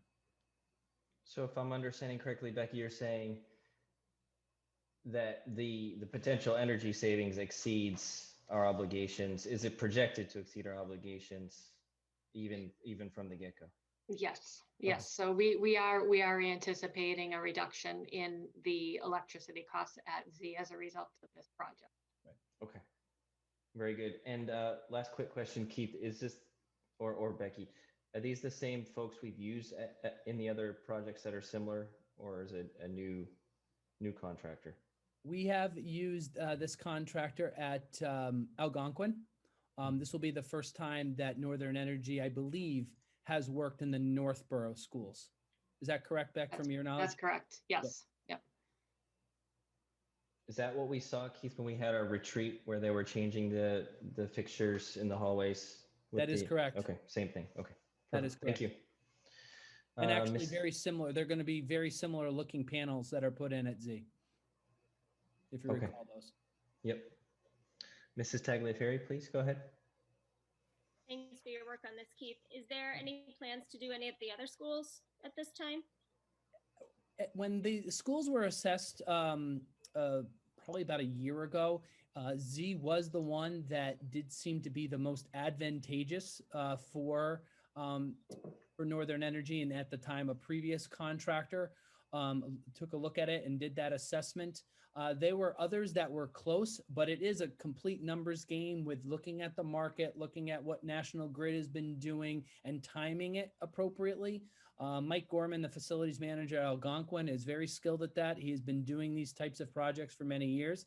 So I also relied on him for some guidance through it. At this time, it didn't seem advantageous to do any of the other schools, but once this one's complete, I'm sure we're going to revisit it again and see what else is possible. Okay, We great. do other energy conservation measures with the town and replace the controls at Melican. I believe the boiler at Melican as well, right, Becky? Yes, the controls that for the boiler were replaced last year. Mhm. All of which are helping our, carbon footprint and some energy savings. Great, thank you. Mrs. Frank, please. Thank you. Keith, I know that you'll keep us informed of the savings as we go ahead. So I guess it's a future agenda item. Maybe as we go forward and this is in place, maybe we can, it's hard to compare, well, I guess we could compare what's going to be the winter coming up on our electricity compared to what we did last fall. Because I know Mike Gorman, as you had mentioned, he had instituted a lot of the changing of the floodlights, the overhead lights, everything like that, even things in the auditorium, which helped to save an expense. So it would be nice to know as we go forward, future items is if you get some numbers, if you could share those with us at a future meeting, that'd be great. Sure. Any other questions or comments on the lighting project? Okay. Moving right along, that would bring us to the superintendent's report to the committee, item D. So the first item in your packet are the enrollment documents. So our enrollment for the month of November is 1,528. So an increase of 4, and a total variance over the course of this academic year has been a -18. So we're pretty stable in terms of our total enrollment as a result of the pandemic. I know many surrounding districts have seen a significant decline in enrollment because many parents chose private schools as an alternative to public schools. So our enrollment numbers remain fairly steady at this point. In terms of, we did receive our NESDEC report, annual NESDEC report. Our projections for NESDEC was 1,537 students, and NESDEC projected 1,536. Again, those NESDEC projections are an important part of the budgeting process.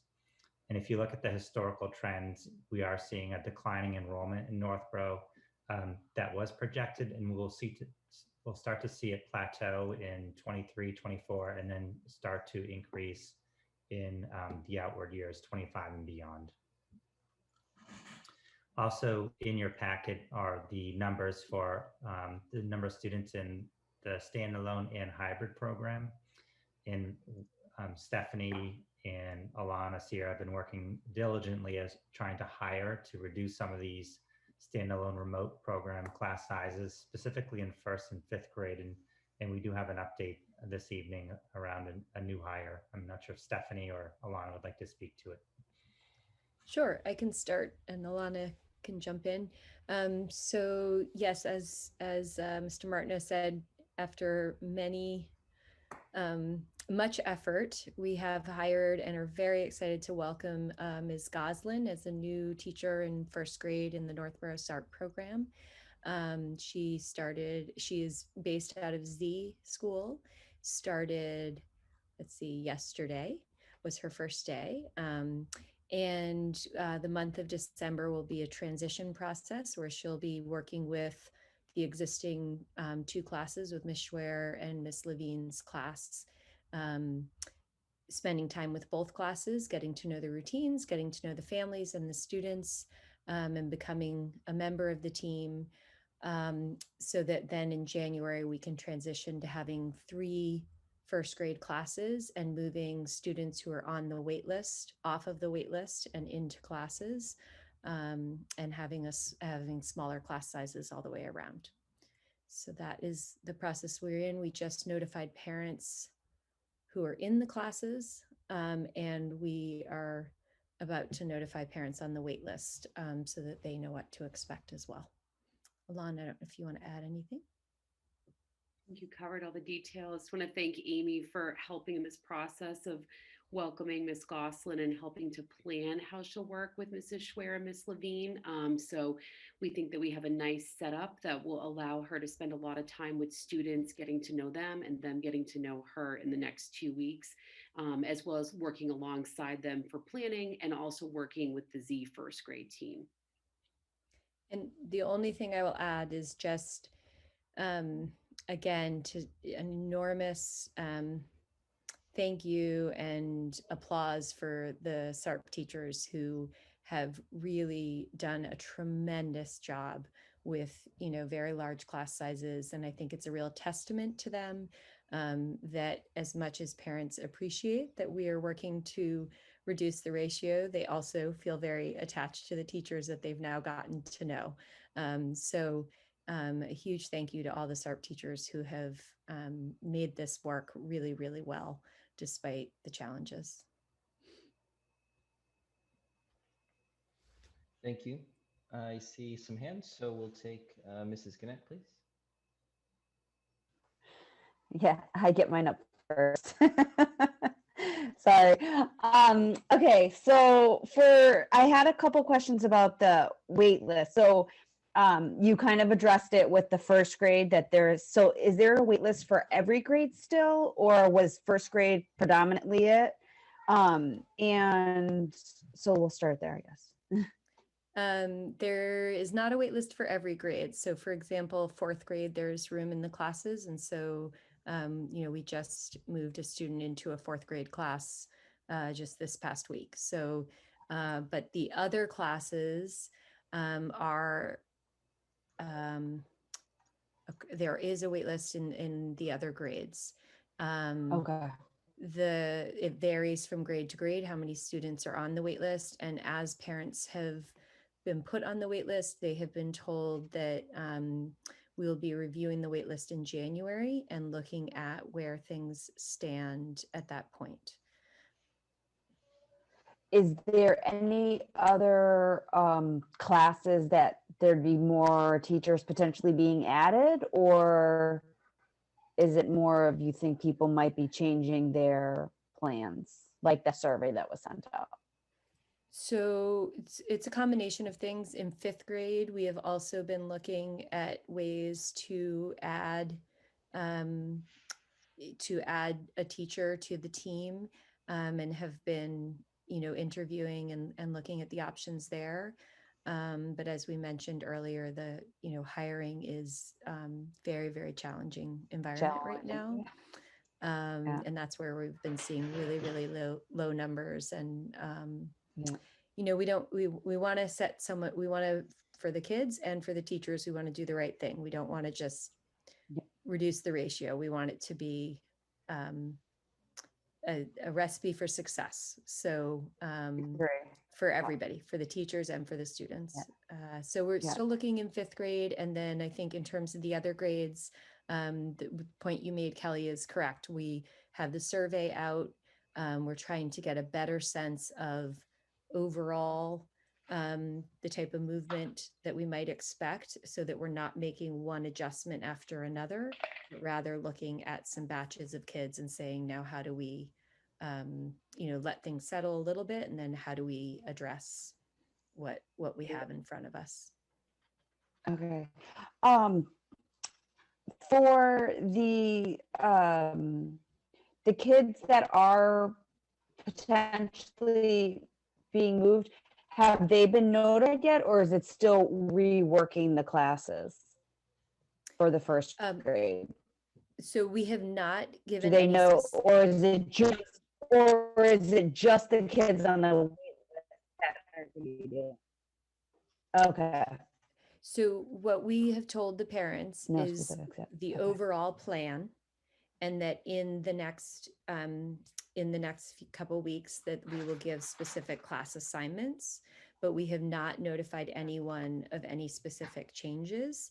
And we are still working on, making the right decisions in terms of schedules, all of the same kind of considerations that always happen with class assignments, and trying to do a really thoughtful and careful process. And accounting for the wait list, which, is part of the picture as well. So that has not been announced yet. People are just aware of the overall situation. And as I said, a letter to those on the wait list will be going out tomorrow to update them on the situation. We wanted to update those in the class first because they were meeting Ms. Goslin this week. Great. Sorry, is my audio okay? I heard is it okay? Can you hear me now or no? Is it delayed? It's been a little weak delayed, tonight, but it's but we okay. have you. Yep. Okay, sorry. My last thing I just wanted to say is that I commend all the teachers for the SARP program.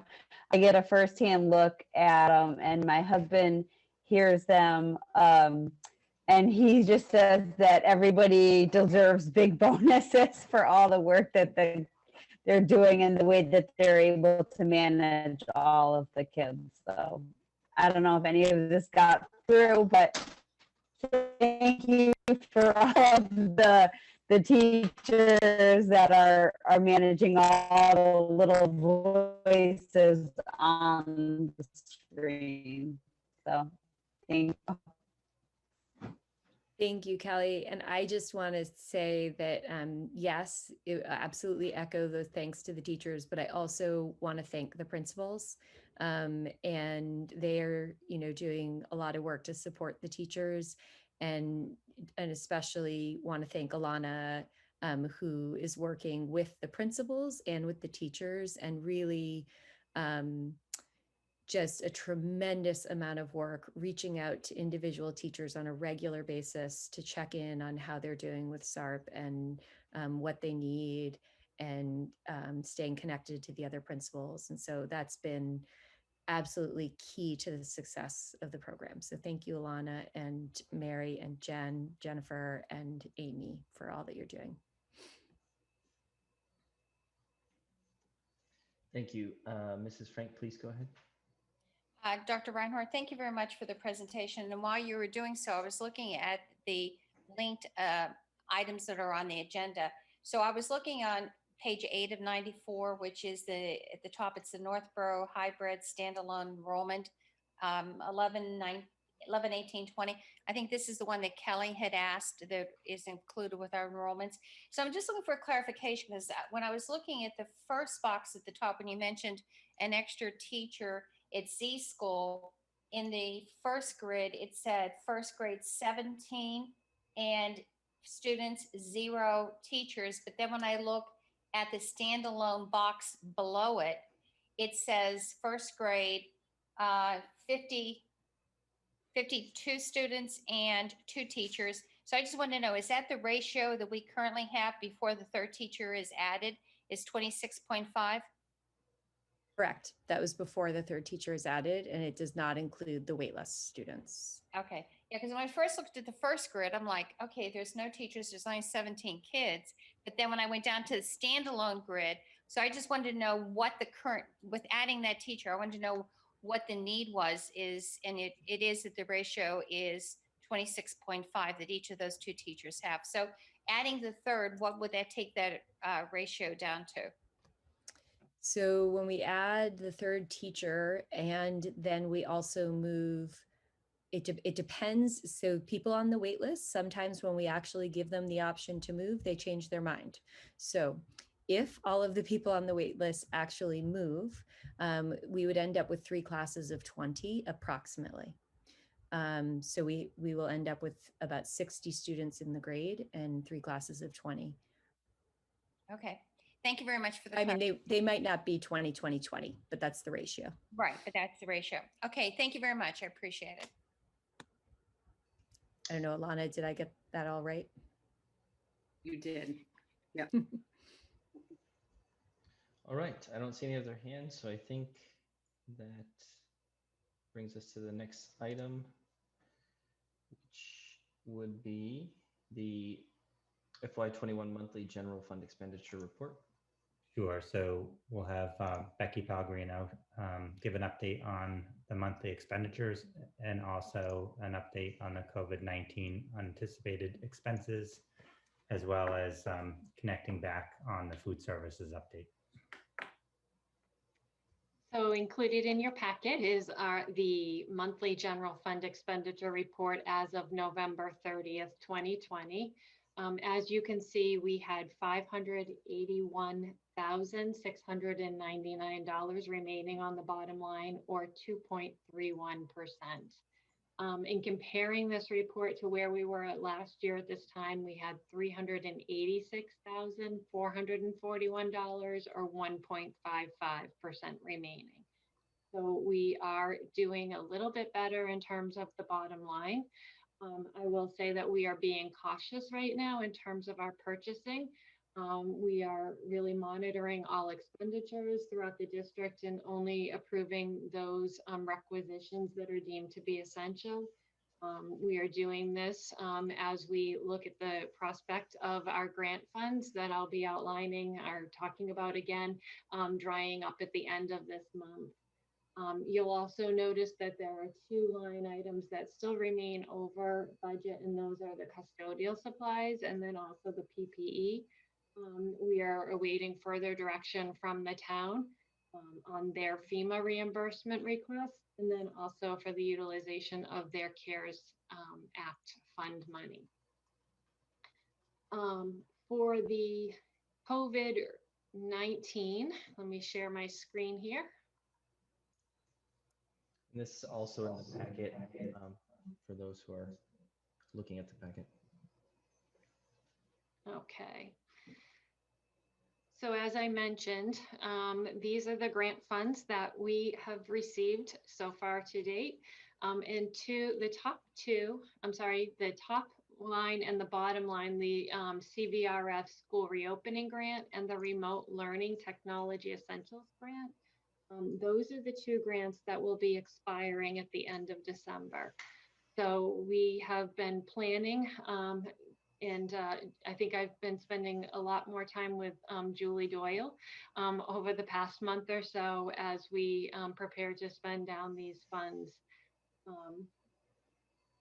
The expenses that we had identified at the beginning of the year remain those line items really where we are seeing the most impact due to COVID-19. We have been carefully monitoring the teacher substitute and then also the additional staff. So that would include the SARP teachers that we are talking about, as that was staff that we had not anticipated hiring. And so those have been accounted for up until the end of December in the grant. And you can see that we had projected annually $330,000. Right now, as of the end of, actually it would have been as of November 23rd, we had expended $131,000 towards any additional teachers and also those building-based substitutes that Heather had also spoken about earlier tonight. The nurse substitutes is another line item where we have spent about $13,000. And I think Mary Ellen could probably agree with me, probably the majority of that has been through some of the testing, and then also having those float nurses that are working in the buildings, supporting our day-to-day nurses in the buildings. Translation is another area that we have been closely monitoring. We have been thankful that we have been able to use the grant for any reopening translation services that were needed. When it came to the remote, the SARP program. So we have been able to take advantage of the grant funds. And the same thing is with technology. We are anticipating purchasing additional Chromebooks because as we've gotten into the school year and we've seen what some of our Chromebooks are, the wear and tear that they've undergone over the past few months, that we should be purchasing additional Chromebooks using the grant money that we've received. And then finally, I've also mentioned in previous conversations about the food services. And so Keith and I will talk about that. We are anticipating a deficit. I think that we will be revising the number that I have on this line as we start to see the numbers changing on a month-to-month basis. So initially we were anticipating that we would have about a $70,000 deficit. We do have $180,000 that is encumbered right now in our FY21 budget. So we are prepared for the worst, but as we will show you shortly, things are starting to improve with food services. Just to touch on our preschool revolving account, our numbers remain consistent. We are working with Jennifer Henry, the director, and we are anticipating opening up a few more full day slots for students. We are looking at possibly adding 6 additional students to the program. And so that's a great thing for the families and also for the program. So we may actually be seeing this number changing, where we may be turning into the black as opposed to the red. And we also, this past month, Caroline Willard in my office did a great job in terms of collecting, and all tuitions have been paid to date. So we are trending in a positive direction when it comes to our preschool tuition. And then finally, with our food services program, as we've mentioned previously, our main source of revenue right now is through the USDA reimbursement. All of our students right now are eligible to receive free meals. And so Kyle Parson, our food service director, and Keith, I know, have been working very diligently to try to get those numbers increased. As of November 23rd, you can see that we had served 30,735 meals.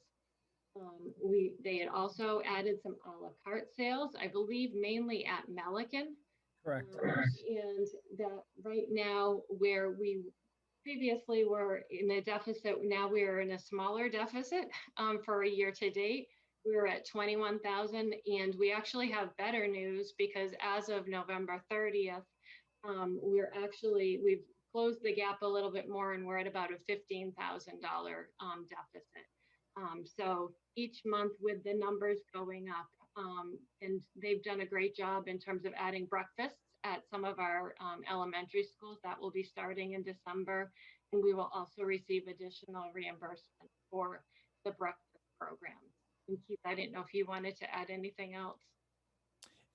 Just to mention the creativity that you put into this, and really thinking outside the box about how to increase usership. I think the families have been great. Many families have been curious about it, have reached out, have asked questions, and have ultimately tried to participate whenever they are able. The other thing I would say, which has been especially true in Northborough, is we have had about a dozen families request that meals be delivered to their home because they just have no means of picking them up at Milliken. So we have parent volunteers. We have about 8 parent volunteers now that are delivering meals to students throughout the communities. And I have to say, I got some feedback on that this week, and they said, you know what, we've kind of struck up a little bit of a friendship. I never knew them before, but now I do. It's been a really nice, it's been one of the silver lining feel-good parts of what we've been able to launch this fall. And the hope is that as the needs arise, that we're able to respond. And I know we will get volunteers to do that delivery. But like Becky said, we did have a pretty strong November and actually a very strong last week, which did cut our deficit even further. So want to thank Kyle Parson, Brian Lawrence, and the other cafeteria managers for their work on making sure students are comfortable and raising participation rates actually across all 5 of the schools. So we are in a good trend. And like Becky mentioned, we hope that that continues for the next couple of months, and we can continue to grow the program. So we're off to a pretty decent start collectively, and I think it's only going to improve from this point on. And I would also want to add too that the past 2 months we've actually had been positive, where we've actually had an income through I can't get the words out right now, through food service.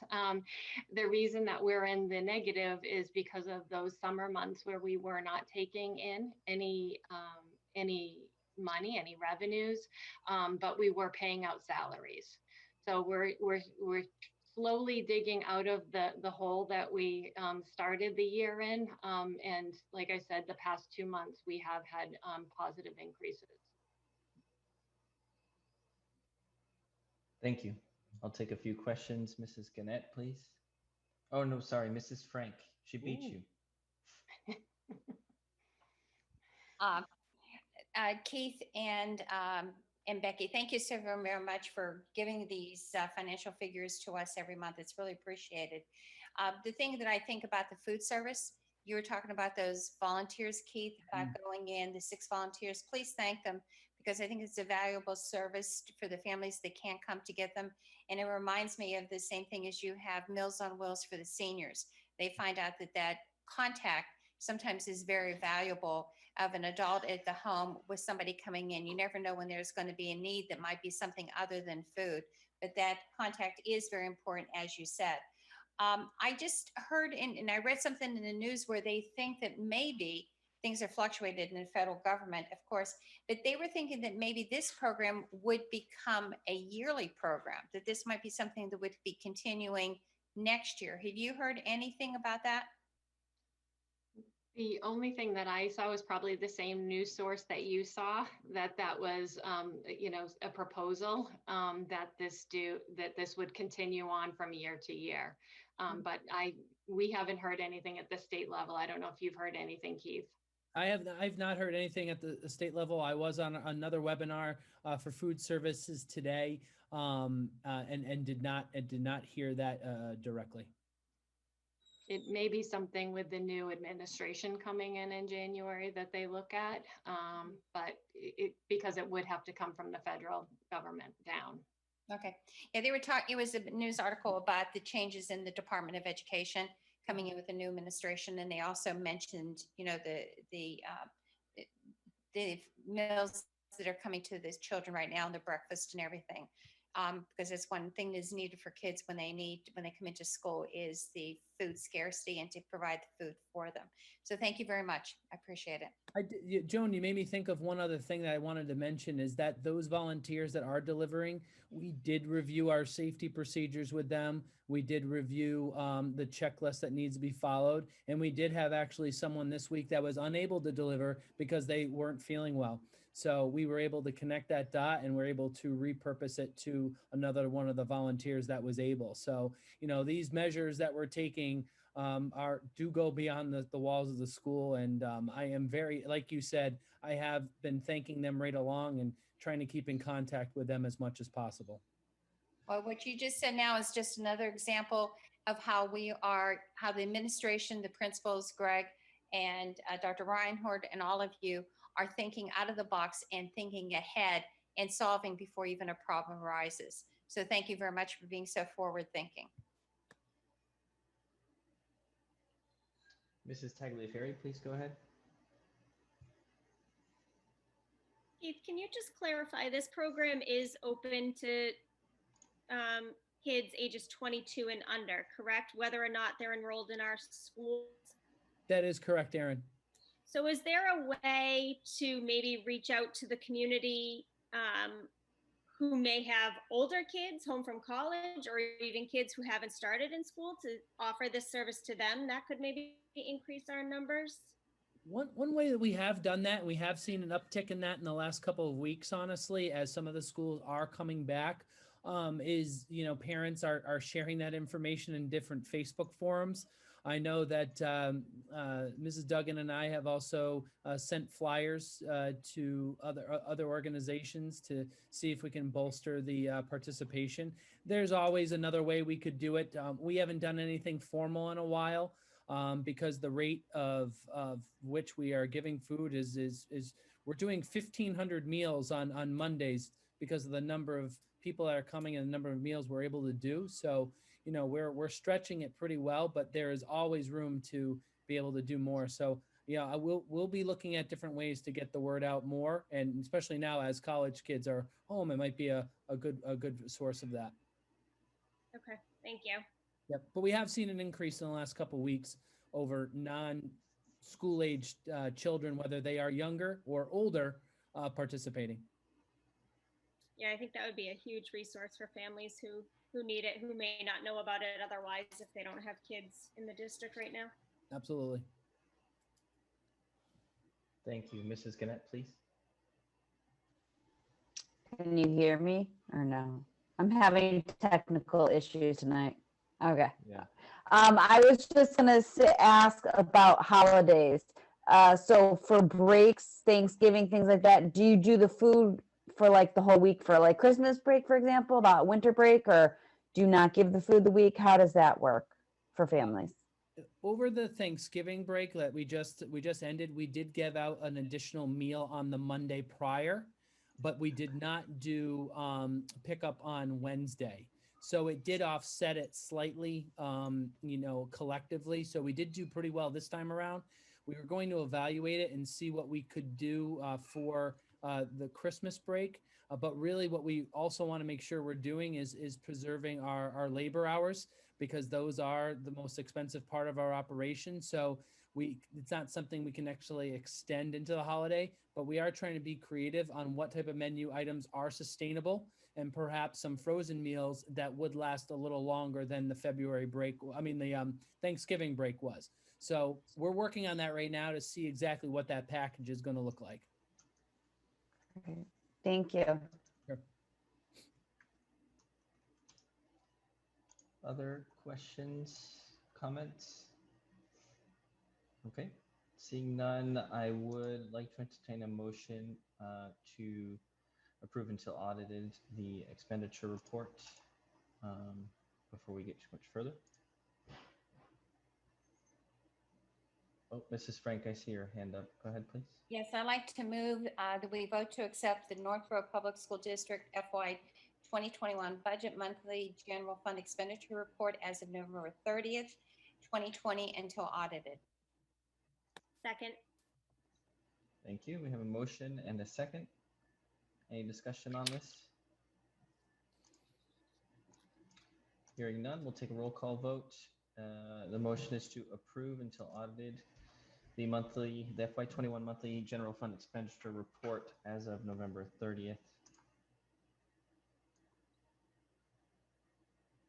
Is that the correct date, Mrs. Frank? That's correct. Okay, thank you. This will be a roll call, please. Mrs. Frank? Yes. Mrs. Bailey-Jones? Yes. Mrs. Gannett? Yes. Mrs. Tagliaferri? Yes. Yes. And myself, Keith LaBella, yes. The motion passes unanimously and the expenditure report is approved until audited. That will bring us to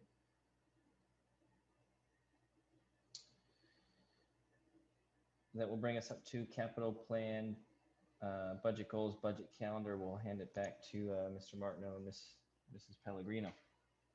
Sure. So in your packet is the capital plan that was approved at November's meeting. Also the FY 2022 budget goals, which we'll discuss in greater detail in the preliminary budget presentation. And then lastly, the budget calendar. So we continue to move forward with the FY 22 budget process. And I just would like to highlight that the financial trend monitoring meeting that was scheduled for the 10th of December has been moved out to January. We don't have the exact date at this time, but I just wanted to highlight that. And at this time, I'd like to present the FY 22 preliminary budget to the school committee and the community. I'm just going to share my screen.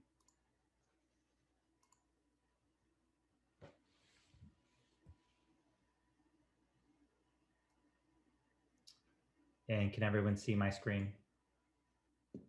and the budget presentation? All right. I have multiple screens like Becky, so sometimes I'm not quite sure which screen I'm sharing.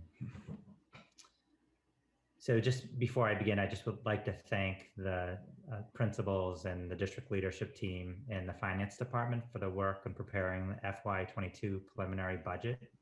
The budget creation is a process, so this is a first major milestone.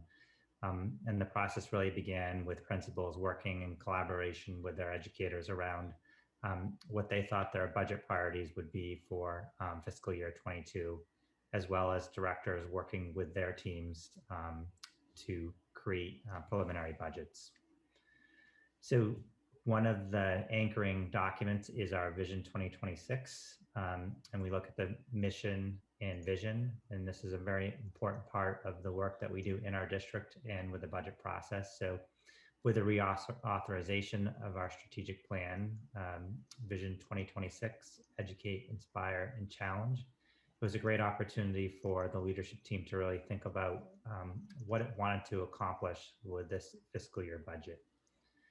And also at the center of the budget is really our students and what we're trying to accomplish in terms of helping them become the learners and the leaders that they can be. So the vision really is to think about developing students who are collaborators, critical and creative thinkers, communicators, socially and civic engaged, and growth-oriented, and lastly, healthy and balanced.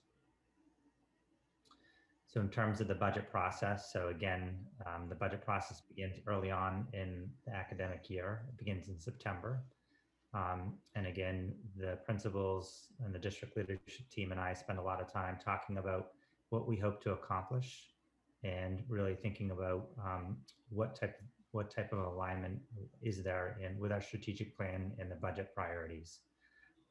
So at this point in time, we're actually at the December mark, which is very hard to believe, where we typically present the preliminary budget to the school committee. And I'll just share that although we are on the timeline of a typical year, I would caution that I would imagine that this timeline is going to be amended and adjusted as we look to the months of January, February, and March. As I mentioned earlier, John Kader pushed out the financial trend monitoring meeting because there's still a lot of unknowns with the particular fiscal year 22 budget, which is very important in terms of making sure that we know what the financial variables are at the town level and the state level. So again, the fiscal year 22 approved budget goals really help drive the budget process. And these were, again, revisited last month and kind of reauthorized to align with the strategic plan. So I'll just hit the highlights. So again, to recruit, maintain, and support high quality staff, to meet the needs of all learners with instructional classroom models that are research-based, reflective of best practices, and support class and student teacher ratios in accordance with a class size policy. To expand professional development for all teachers with an emphasis on providing support for programs and professional development to support a variety of needs in just a couple: structured, sequential, multisensory based reading, the history and social science framework, and looking at the best use of classroom technology. And also to maintain the district's capital assets. Again, we heard a couple examples of this evening of opportunities for energy efficiencies, and also looking at the feasibility study of schools and learning spaces aligned to the town's master plan. And the last two bullets really center around maintaining and supporting instructional technology. And technology has never been as important as it has been this year, and our technology team has done an amazing job moving to a one-to-one and supporting our remote learners as well as the hybrid model. So again, just like to acknowledge the technology team's hard work. And lastly, really to ensure all students are provided with equity of opportunity, looking at that align with the curriculum frameworks, that foster culturally responsive and inclusive communities, and implement the transition plan to a tuition-free kindergarten program. And lastly, looking at the feasibility of expanding the fine and performing arts program. So the music study group made some recommendations from its study, and some of those recommendations have been incorporated into this preliminary budget. So as we look at the fiscal year 22 budget, we always look at what are the unknowns. And this year there are a few unknowns. First is the contractual obligations. So we negotiated with the custodians a one-year contract last year, and we will be sitting back at the table to negotiate another contract, and that is an unknown variable in terms of the budget. Also, Chapter 70 funding and new legislation. Again, we don't know what the fiscal year 21 budget is, let alone what the fiscal 22 budget landscape will look like. One of the new components that we were expecting in fiscal year 22 was really the implementation of year one of the Student Opportunity Act, and specifically looking at having the ability to use circuit breaker for reimbursement for special education transportation. It looks like that will no longer be on the table, and there's some question around whether any money for the Student Opportunity Act will be available. But again, this is one of those unknown variables. Another unknown variable is out of district special education funding or circuit breaker. And lastly, the trajectory of the pandemic. Hopefully that the vaccine will be available, but we are projecting potentially some COVID-19 2022 expenses. So again, potentially PPE and other sanitizer and so forth.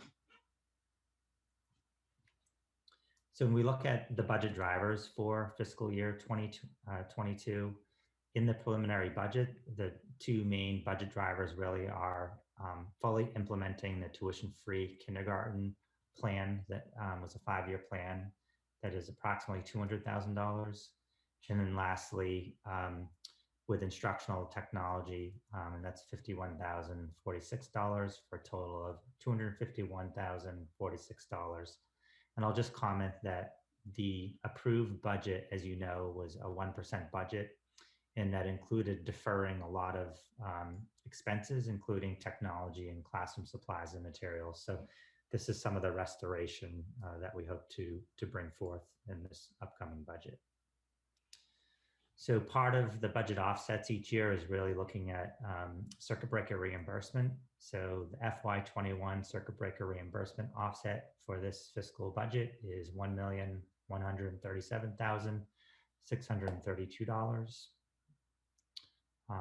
And after we take the offsets and the budget variables, we are recommending a preliminary budget that reflects a level service budget with a growth in a few targeted areas.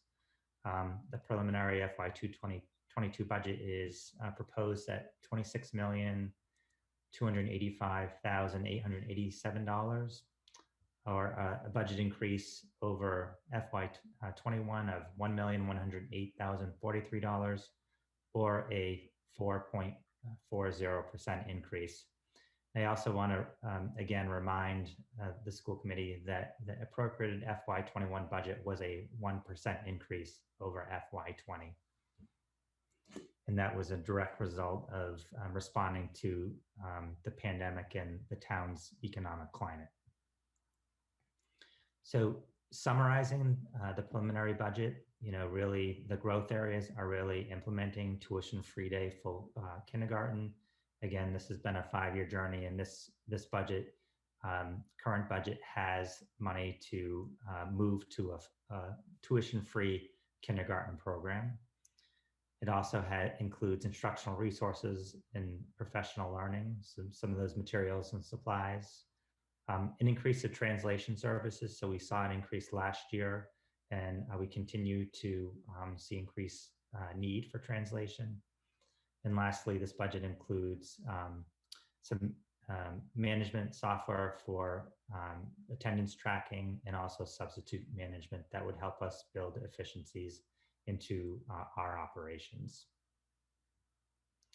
In terms of the continued budget conversations that we're having at the central office and school level, we're really talking about having, looking at student level supports for academic interventions. So really providing students with what they need. So those academic interventions are a combination of materials and resources, but also people to provide the interventions. As a district, we are also looking at increasing our capacity for instructional coaching to support teaching and learning. This evening, you heard a lot of great benefits of increased capacity in terms of management and operations. So having Keith in the position of director of operations and having Becky to concentrate more on financial operations. What we want to do is mirror that approach with teaching and learning and really develop a teaching and learning department that really supports what is happening in the classroom.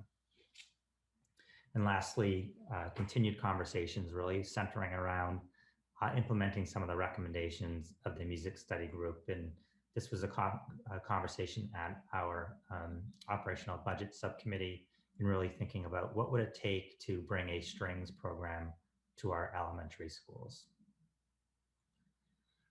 So just in summary, so if we look at the historical, the 5 years of budget increases, I think there's a stark comparison to last year to what this preliminary budget is proposing. Overall, over the past few years, we've ranged from 2.73 to 3.50% in terms of budget increases. And then lastly, I just want to share this slide. This was the 5-year plan, transition plan to tuition free full day kindergarten.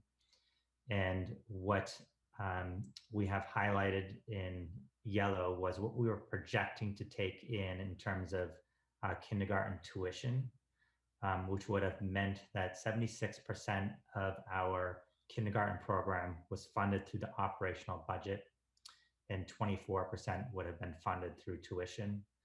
Obviously, we did forego charging tuition as a result of the pandemic. So again, it did change the trajectory of implementing our 5-year plan.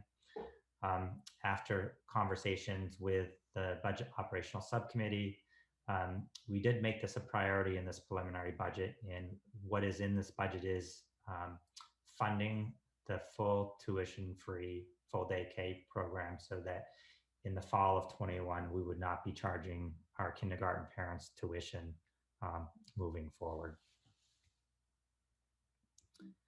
So that is a high-level overview of the preliminary budget. And at this point in time, I'd be happy to open it up for any questions or comments.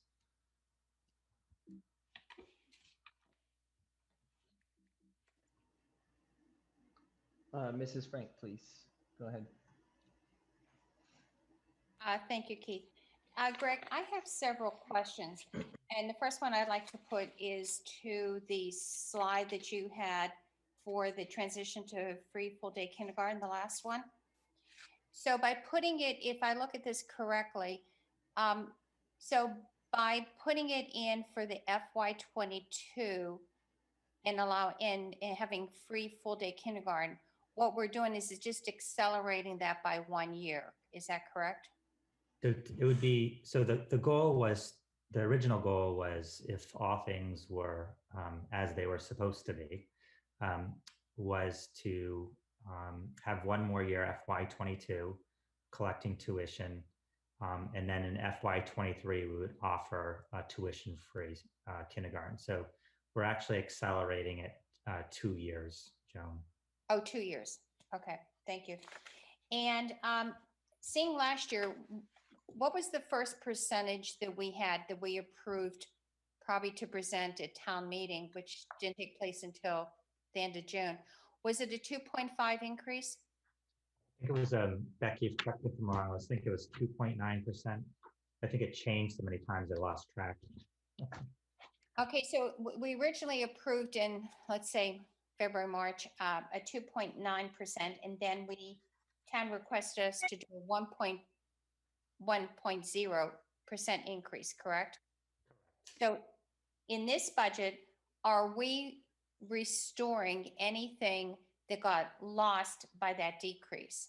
Yes. So Joan, I have my notes here. So the recommended budget that was voted by the school committee in January was a 3.15% increase. So that's what we were planning on bringing to the town meeting for a vote. So what we do have in this preliminary budget is a restoration of the line items that were reduced to get to the 1%. So yes, that is accurate. Okay, could, for the next meeting or so, would it be possible to get a slide to show what we're trying to restore in this budget? Sure. Okay. Keith, can I follow up? Can I continue? Yes, please. Okay. And I'd like to also mention that when we had that 1% budget, I think it's very important to reinstate that the teachers took a reduction in their increase for the FY21 school year, and they took just a 1% increase. Is that correct? That is correct. What would be the teachers' increase in FY22? So we would, it would be 2.5% as we negotiated with contract negotiations. Okay, so that 2.5% is in this budget, correct? That is correct. Okay, if it can't be ascertained right now, because I know that this is not a budget variable, the 2.5%, out of the total budget, what percentage of the budget increase is represented by salary increases for teachers and administrators? In other words, it's like a fixed cost.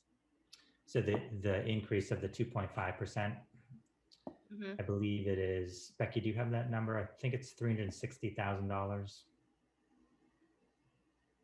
I do. Give me one quick second. Let's see. So for teacher salaries, it is, oh, I'm on the wrong year. It is $786,000. 786,000? Yes. Is that just the teachers, or is that teachers? No, administrators. That's just the teachers, Joan. How about administrators? I can get that information. It's not easily accessible since it's in multiple line items. Okay, and along with that, and I know that I'm giving these to you without any, as it goes in open meetings, without any previous work on this. Could you also give me the percent increase? What percentage of the salary increases for teachers, administrators is what part of that is 4.40? So the teachers would be 7.73.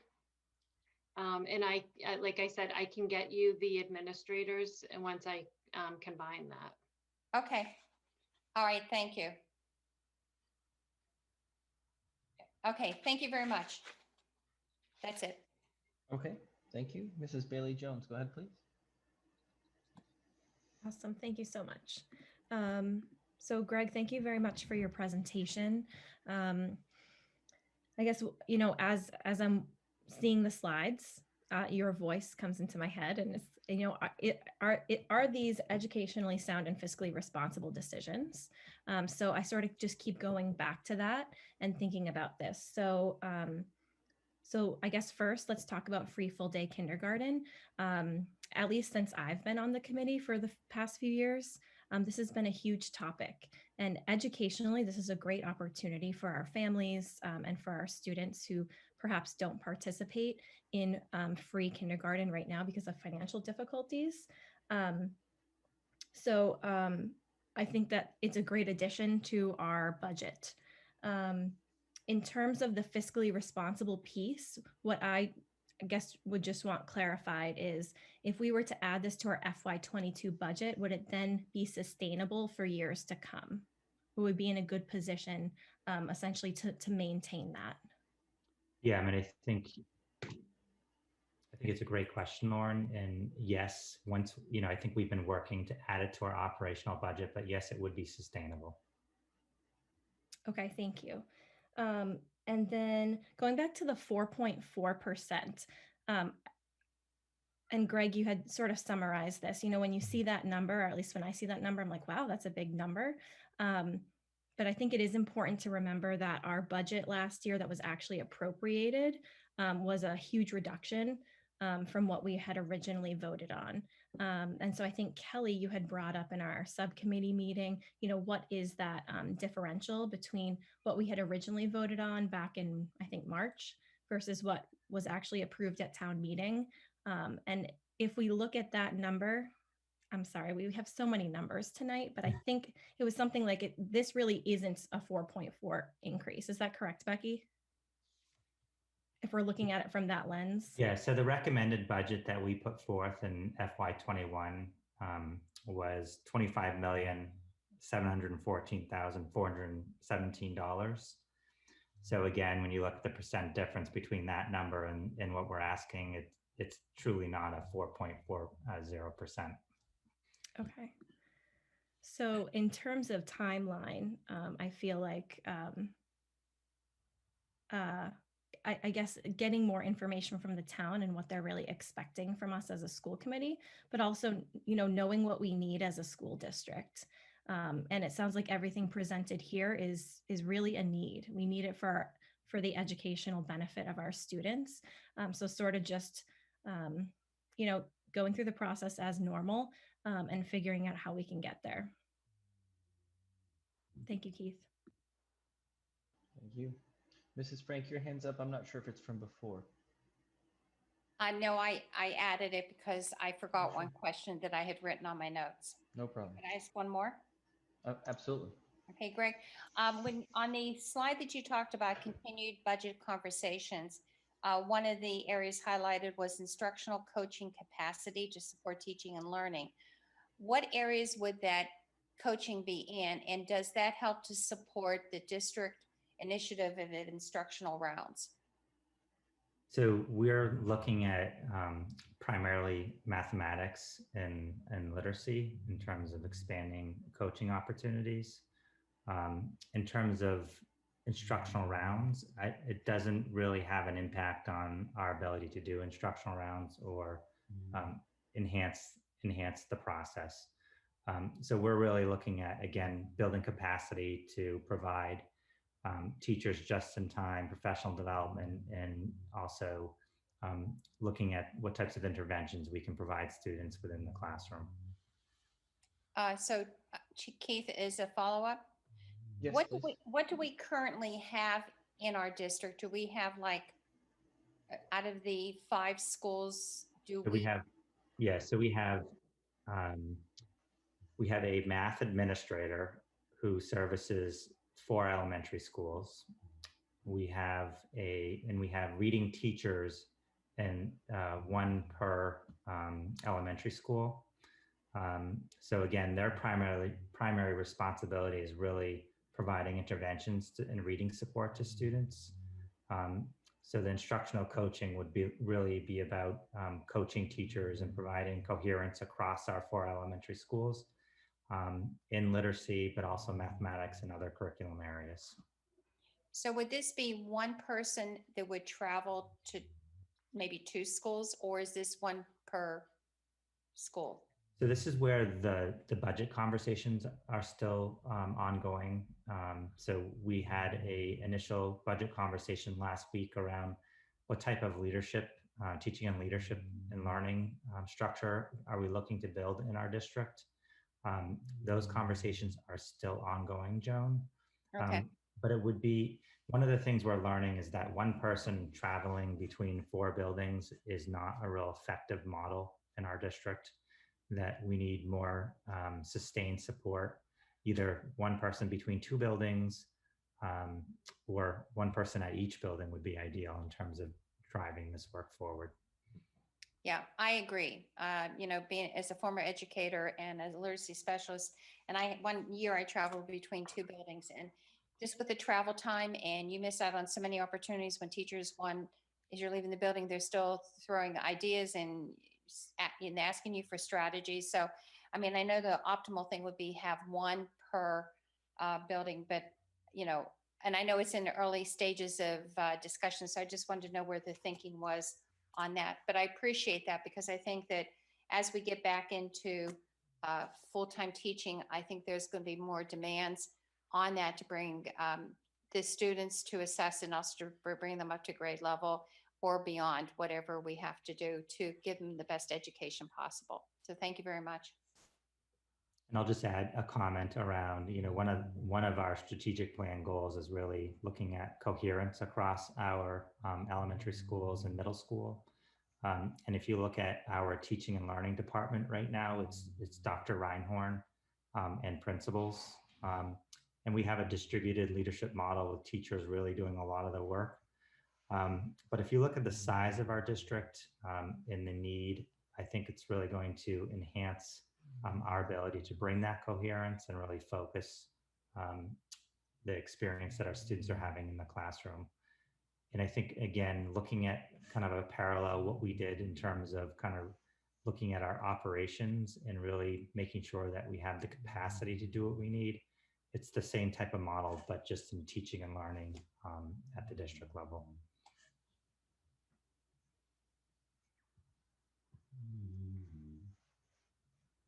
Other questions or comments?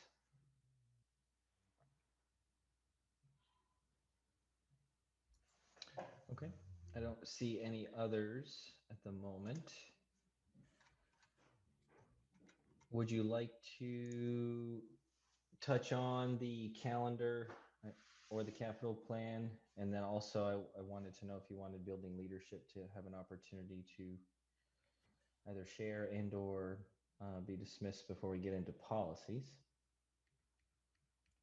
Sure. So again, the next step in terms of the budget process is really waiting for more information from the town, meeting with town administrator John Kader, also kind of monitoring the state budget landscape and getting more some of those variables fixed so we know exactly what the budget landscape will look like. The financial trend monitoring meeting is always a very important meeting. We receive great information in kind of the larger context of the town economic climate. And I think this year will be more important than ever because I think there's been a shift in terms of what the financial trend monitoring plan was as a result of the pandemic. And then the operational budget subcommittee will continue to meet and talk about fine-tuning this budget and adding detail and really having some of those further conversations around some of those budget items that aren't quite fleshed out yet at this time. Okay.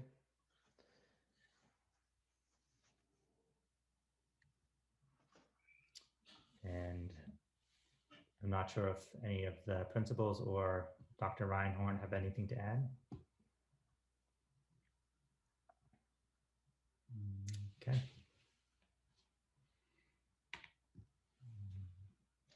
Would we,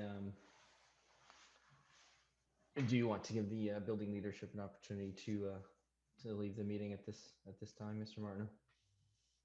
I don't know. Okay, I guess so. They have a lot of work to do. We can spare them the detail-oriented work of going through some policies. And again, just want to acknowledge their hard work with the budget process, while trying to manage a pandemic and a hybrid and remote learning and SARP teachers. And they've also done, they stayed the course with all those other tasks that are so important that they do on an annual basis. So they're a great team and work well together, and just want to thank them for their efforts so far. And good night. Thank you. Thank you. Thanks. Okay. That will bring us to school committee member reports. And I know Mrs. Bailey Jones has already covered MASS, MASC, but I didn't know if anybody else had anything. I do see Mrs. Frank's hand up, so we'll let her go first. Okay, I'd just like to say that I attended the Council of Aging at the Senior Citizen Center on Barefoot Road about 3 weeks ago. And it was outside, bring your own chair, and we were in the parking lot. And there wasn't any new updates. They were just, they were missing the interconnection that they have with the students at K through 12 by coming into the buildings and helping out or even attending the plays. So they're very anxious to get back to normal and to make that reconnection with the kids, and even having the high school students come down and help with technology needs. So there was nothing I can update on that. The other one is that I attended as the liaison to the Northborough Education Foundation, and they are in the midst of their next fundraiser, which is called Warm Wishes. And this is in place of the Golden Apples, because of course they cannot, any volunteers cannot come into the building or to give anything. So they came up with Warm Wishes, which is Area Roasters is helping to facilitate. So it's the fundraising is on right now. And what you get to do is send a warm wish to your teacher or school staff this holiday season. And what you purchase is a coupon for the staff member to go to Area Roasters and get a free beverage of their choice.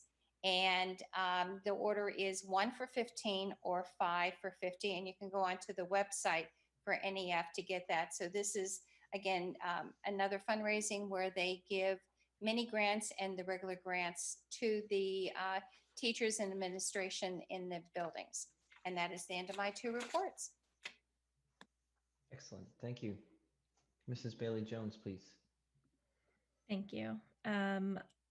Back in November on the 12th, the Coalition for Equity had a meeting, and both Dr. Kathy Cummings as well as Keisha Lamb from the Assabet Valley Collaborative came to present to our group, and they presented an equity by design proposal to the committee that aims to create educational equity in our school community. So it was really enlightening talking to the Assabet Valley Collaborative representatives and our potential path to really creating long-lasting change in our district.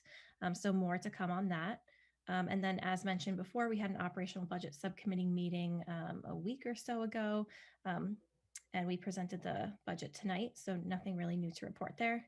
And we have not had a policy meeting since the last time we reported. So that is it. Thank you. Anyone else? Okay. That would conclude committee member reports and bring us to educational policy. There is none. And moving right along to policy development and or distribution. So we do have several first readings. Those have been distributed prior to the meeting in the agenda that has the links. So hopefully people have had a chance to take a look at those, and we can get started. These are our first read, so these have gone through an initial discussion at the policy level in October, I think it was. And these are also policies that were example policies that we found from MASC.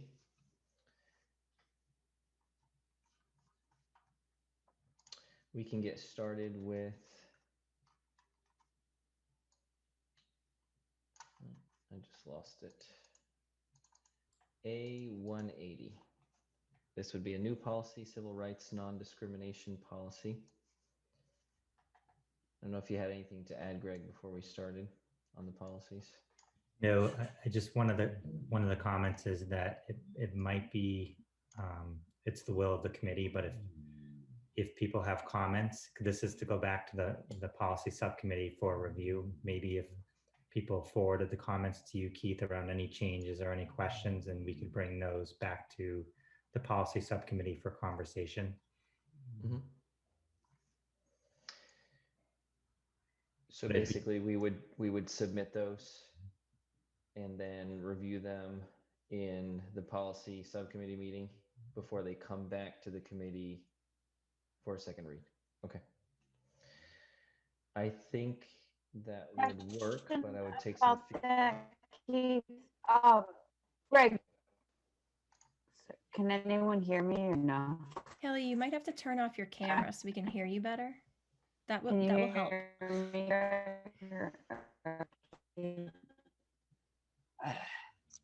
Try again, Kelly. You still there? Can you hear me any better? No. Yes. Hold on. Yeah. Can you hear me any better now? Much better. Now. Oh, okay. Yep.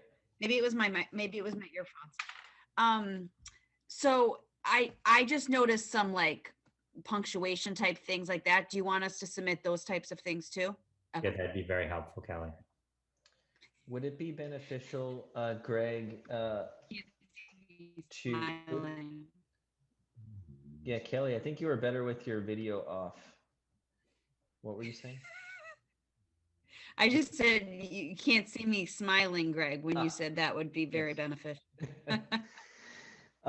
Greg, do you think? Fine, I'll keep my video off.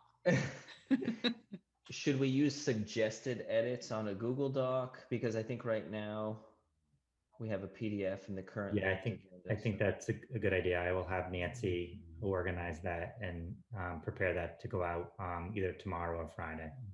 Yeah, perfect. So I think that would work well. I mean, the changes I have marked up on my PDF are fairly administrative and nothing earth-shattering that requires discussion. So I think the only thing I would encourage today is just if anybody has any burning questions about kind of higher level or anything about how these pieces of the puzzle fit together, or just any pressing question that would kind of prevent them from going through submitting the detailed edits, I think that would be fair and appropriate. And I do see Lauren's got a hand up, so we'll give her a chance to comment. Thanks. I was just wondering if it would be beneficial to hear from Heather, as I know several of these policies are sort of in her domain, because I know we discussed these quite at length during our policy subcommittee meeting, and how they are, I think, pretty standard language. So Heather, I don't know if you wanted to maybe just briefly speak to that. Sure. I'll give a high level overview. Really, the timing for the sexual harassment and civil rights policy, the sexual harassment law, Title IX, was just updated recently. So the new policy incorporates all of the new requirements for Title IX, and the civil rights policy goes hand in hand with that. And then some of the other policies around PORIs and SORIs. We're now doing SORIs, sex offender registry checks as well. And as far as the background check fingerprinting, we've just included a few details and expanded who this applies to. And then with family medical leave of absence, we actually shortened the policy, the draft policy, so that it gives us more flexibility for, like, the Families First Coronavirus Act was a subset of FMLA. And so this gives us flexibility to be able to enact if there are future changes without actually having to change the policy. Thank you, Heather. I think that was probably really helpful for those who weren't able to be at our subcommittee meeting. So thank you. Thank you. I do have one kind of higher level things, probably best for Heather. You can just continue along a similar line there. The question I have is, or perhaps I'll just start with an observation. It seems to me that there's a lot of responsibility and power in the people who would oversee the investigation of complaints as laid out in these draft policies. So my question is really, is there any way that this process fits together with the more usual process we're all used to, which is, making filing a complaint, with the police, or going through the usual legal system? How do these fit together? Is it just its own process, or do they come together in some form or fashion? Yeah, so Title IX is the sexual harassment policy, which is a form of gender discrimination. And then Title VII is the civil rights policy. And so we actually have separate parties, like the person investigating is separate from the decision maker, is separate from the appellate level, and separate from the Title IX coordinator. As far as external, these types of things, I mean, if it's a matter, a police matter, or a criminal police matter, by all means, we want the police to be involved. If it's something that is a matter in the schools, then we would want to investigate. If it's a matter of sexual harassment that is not a criminal matter, then we would want to investigate internally. Okay. And just to follow up, some of these positions that are discussed, I'm trying to find the titles used in the policies, the civil rights. Sorry, I'm just going back to that one.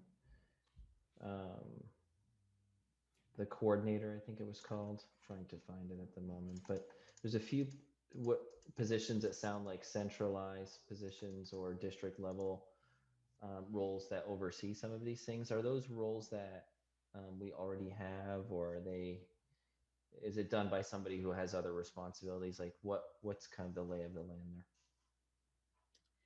So I am the Title IX coordinator and the civil rights coordinator as well. So Okay. that would be under my responsibility.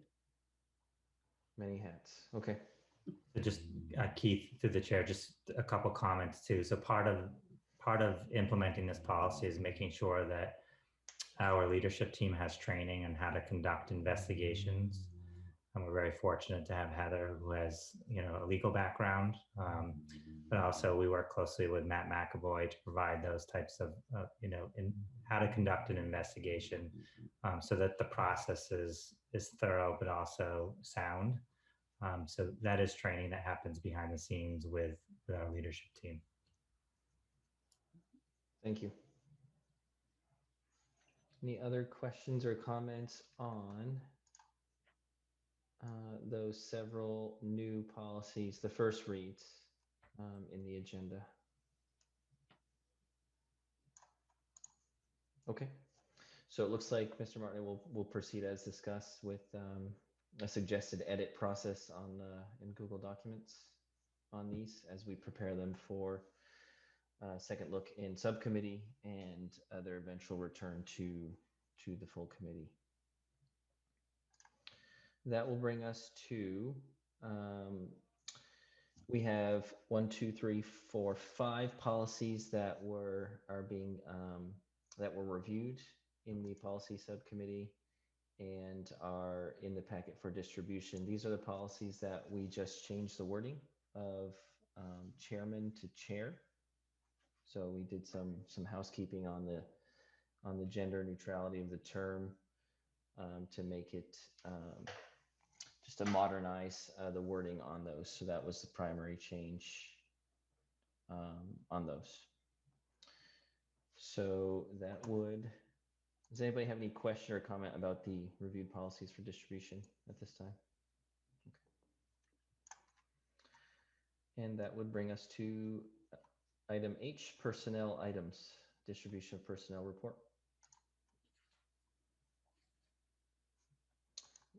Are there none? I don't know if that's in the packet.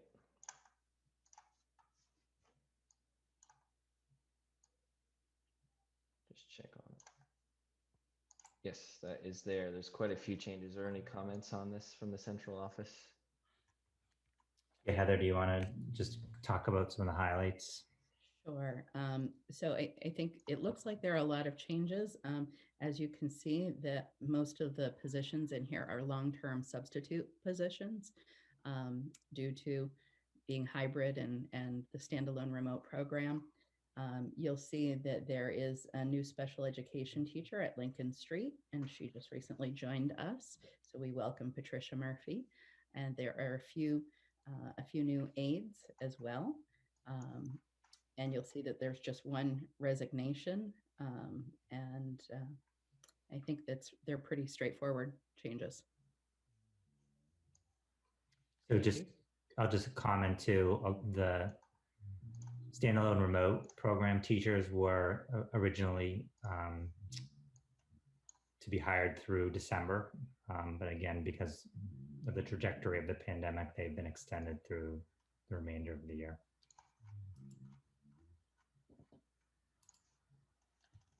Very good, thank you. Are there any communications that didn't make it into the packet? Okay. That would bring Not us from the superintendent's office. I mean, yeah, I had my report from the MASC conference. I don't know if that needs to formally go in this packet. That'd be great, Lauren. I do have that, so I'll give that to Cheryl. Okay, thank you. Okay, and that would bring us to item J, which is action on the minutes, open meeting minutes of November 4th, 2020. Those were also linked in the packet. So hopefully people had a chance to take a look and see if there are any issues there. Mrs. Frank, please. I make the motion to accept the Northborough School Committee open meeting minutes with the virtual meeting of Wednesday, November the 4th, 2020 that commenced at 6:30 p.m. A second? Who was that, please? Lauren. Oh, thank you. We have a motion and a second. Any discussion on these minutes? Hearing none, again, the motion is to approve the open meeting minutes, virtual meeting, Wednesday, November 4th, 2020, 6:30 p.m. as presented in the packet. Roll call vote, please. Mrs. Frank? Yes. Mrs. Bailey-Jones? Yes. Mrs. Gannett? Yes. Mrs. Tagliaferri? Yes. And myself, Keith Lavelle, yes. The motion passes unanimously. And the minutes are approved. And that would bring us to item L, of course. Actually, we kind of skipped future agenda items. I am taking notes here, so if anybody would like to give any feedback on that. Okay. I can't see my hand raised if my video's off. Go ahead. I know we talked about last month, you weren't here for it, about meeting times, things like that. Are we gonna reevaluate that at all, or are we good with the 6:30? Yeah, basically we took the feedback from the meeting, it was from central office, building leadership, and the committee. And then when Greg and I met on this agenda, we did touch base on the time, but we decided to leave it at 6:30 at the moment. I don't know if you had any other comments on that, Greg. No, I think that keeping it at 6:30 makes sense just in terms of travel time for our central office folks to get home, to be able to be at home for the meetings. Mm-hmm. Yeah, so does that address? Okay, I got a thumbs up from Kelly. Mrs. Frank, you have your hand up? Or is that from before? Oh, that's from before. Okay. Thank you. Yep. Of course, you guys can submit any future agenda items as we lead up to making the next agenda. Please don't hesitate. And of course, Cheryl checks our usual cycle to see what we're due to address as well. Keith, I just raised my hand. Mm-hmm. As a future agenda item, maybe we could have a report from the survey that is currently out there on the different type of learning programs that we have right now, which is, you know, the SARP, the remote, and the hybrid, and see what those results look like.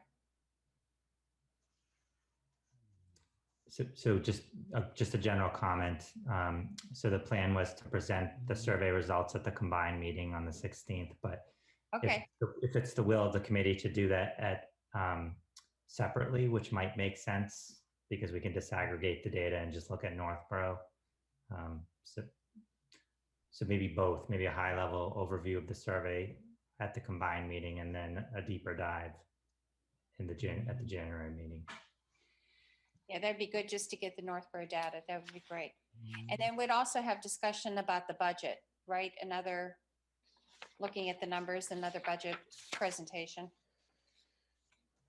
Rhoda also gives her her overview of our L status and population.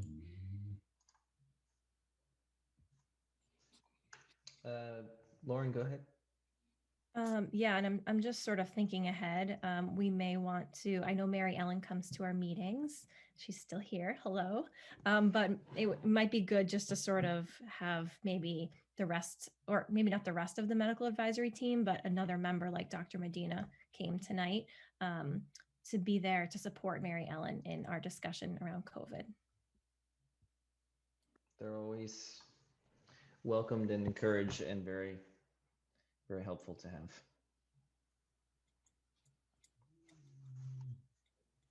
Okay, that would bring us to, I see we still have bills and approval of payroll and warrants. However, those are handled electronically. So that would bring us to item M, which is audience sharing. This is our last and final audience sharing opportunity.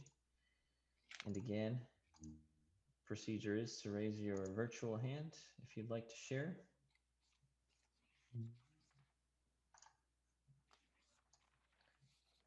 Anybody? All right, seeing no hands, that would conclude the agenda. And I'll entertain a motion to adjourn. I move to adjourn. Second. I have a motion and a second to adjourn the meeting. Any discussion? Hearing none. Roll call vote, please. Mrs. Frank? Yes. Mrs. Bailey-Jones? Yes. Mrs. Gannett? Yes. Mrs. Tagliaferri? Yes. And myself, Keith LaBelle, yes. The motion passes unanimously and we are adjourned. All right. Have a good night. Thanks, everybody. Night. You too. Take care. Stay well. Bye. Hey, Greg, can I have